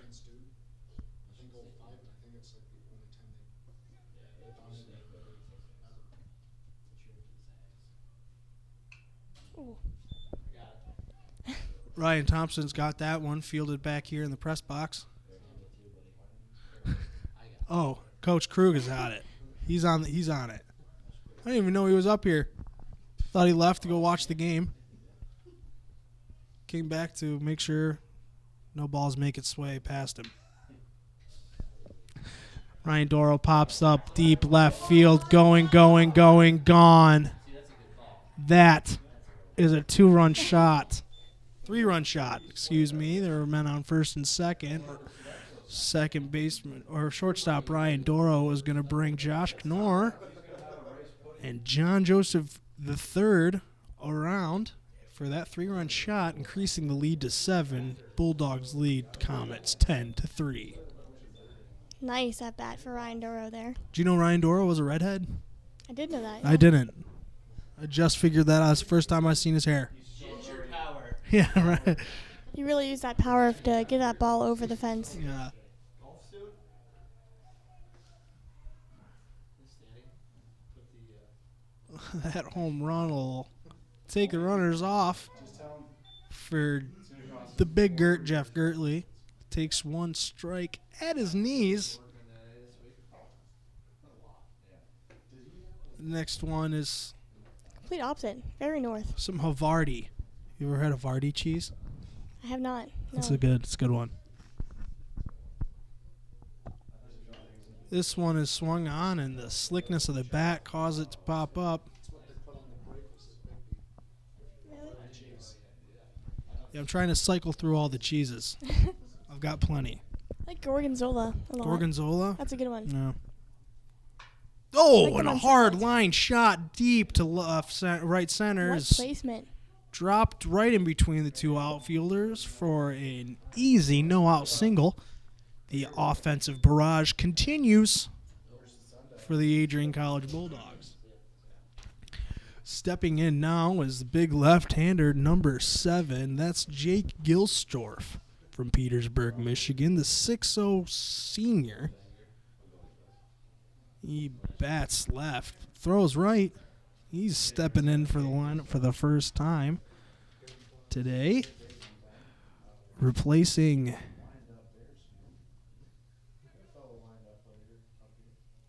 Drew Schutz in the lineup. Not sure if he's playing right field or if he is now designated hitting, and they've moved around where the DH is at in the lineup. Be interesting to Regardless, see. Gilsdorf is in.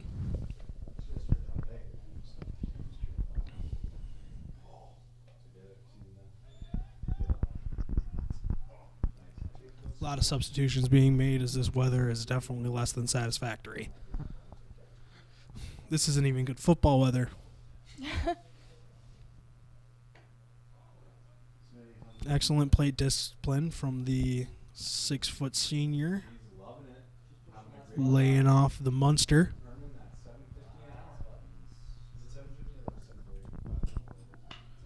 Oh, and that one is a little low in the zone. He pops it up into shallow center field. And another hat lost, but he makes the catch. Hat lost again, yet again, from the center fielder. That's Luke Spots. Lost his hat, got the out, 1 out here in the bottom of the 6th.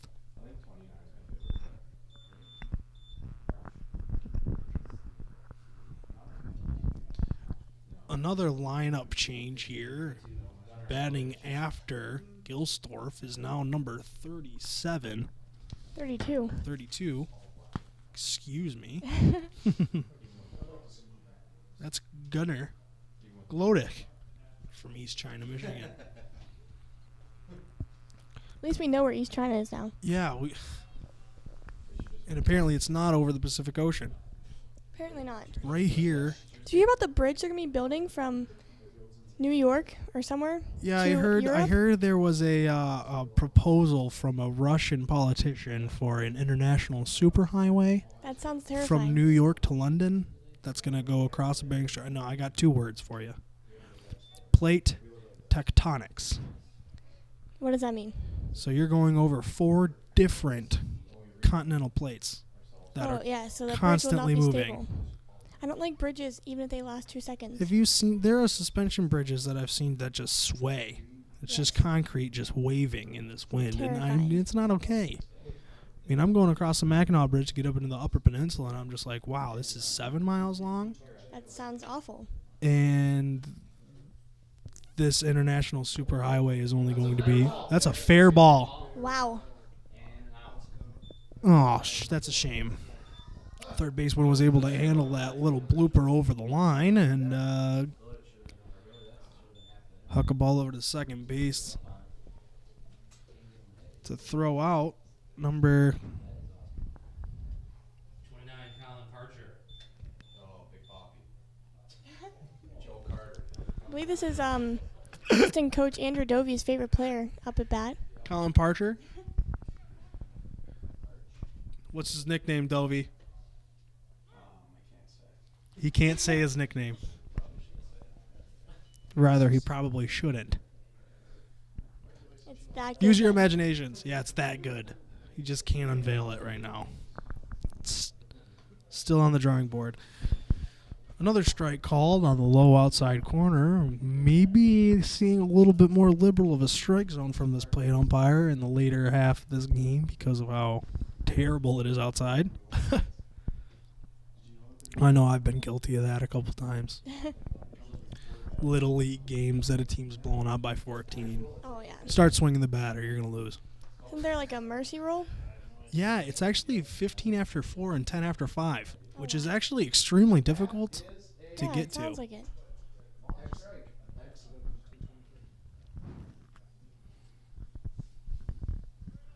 You got to really be losing to lose at 10 after 4. Yeah. So mercy rules hardly ever happened.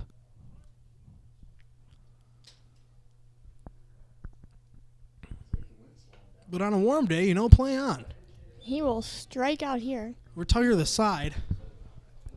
Raising the 6, 3 runs. And the bill bleeding at 3.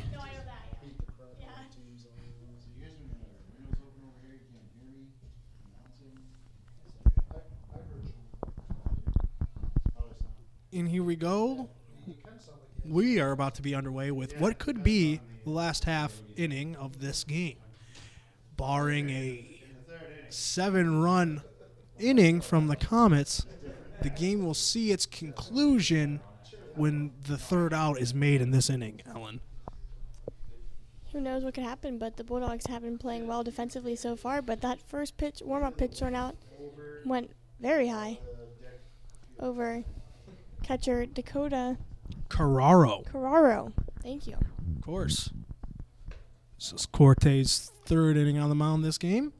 Has been looking very strong, relieving Tommy Parsons, who threw the first 4 innings and threw very well, only allowing 3 runs and 7 hits?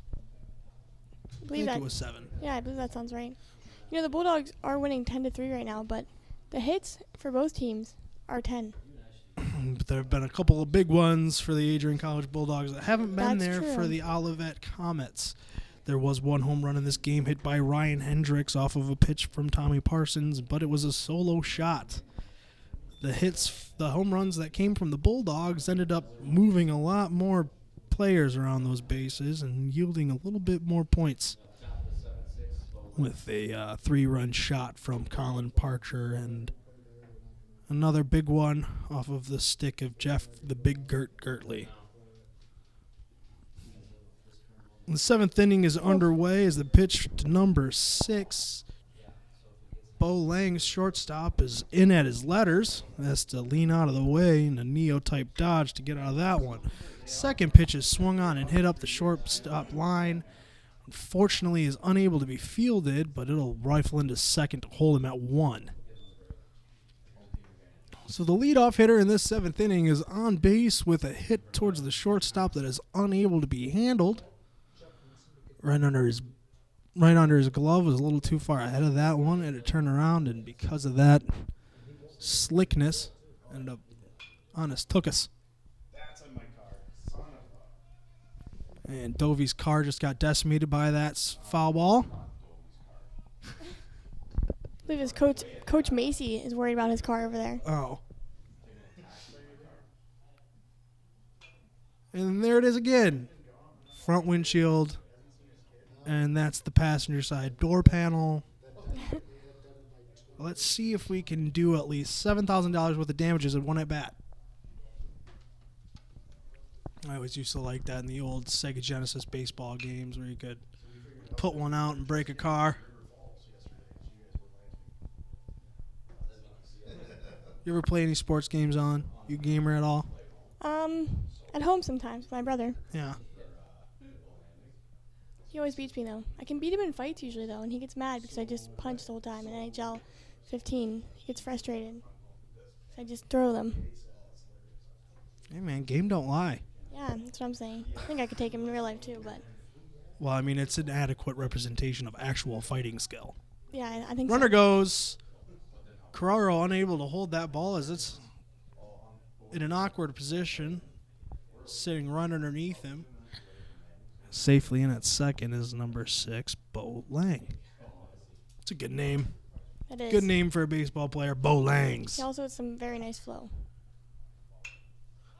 A shot, high, shallow right field. Under. It's just a can of corn for John Joseph III as he's out in the outfield to field that short fly ball. 1 out, bottom of the 7th, 1 on second base after that stolen one, but that fly out brings the Bulldogs 2 outs closer to a victory.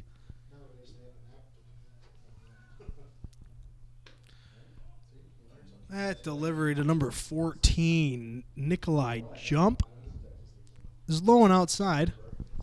Nicolay Jump seeing his first at bat today's contest. Either game. He is Nice strike. a senior from Williston, Michigan. William Stin. Nicolay Jump. That's a good name. That is a good name as well. You got a verb for a last name. You got to be an athlete, right? It's a good point. That's what you do. Another foul ball.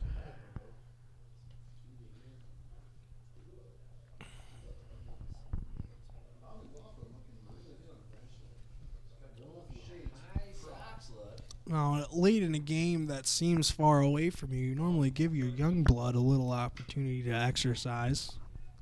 That one's another short shot to center field or right field this time. Number 32, Gunnar Glodek is underneath it. Another hat lost. and mark it up for another lost hat. That's 28,000 on the day. Sounds accurate. I've been counting.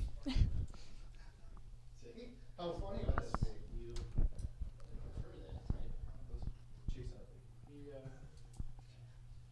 First baseman Stephen Bodie up to bat.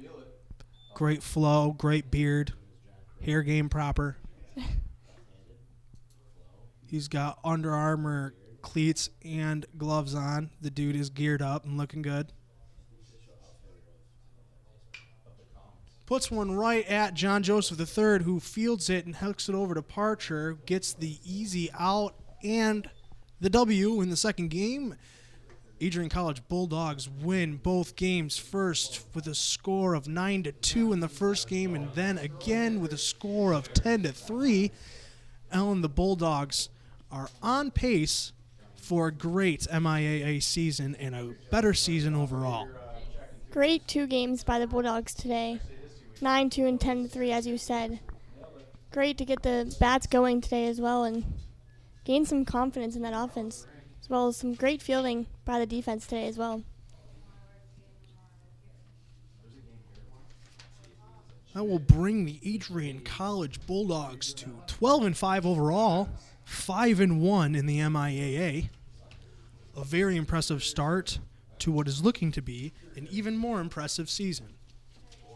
Definitely great stats so far on the season.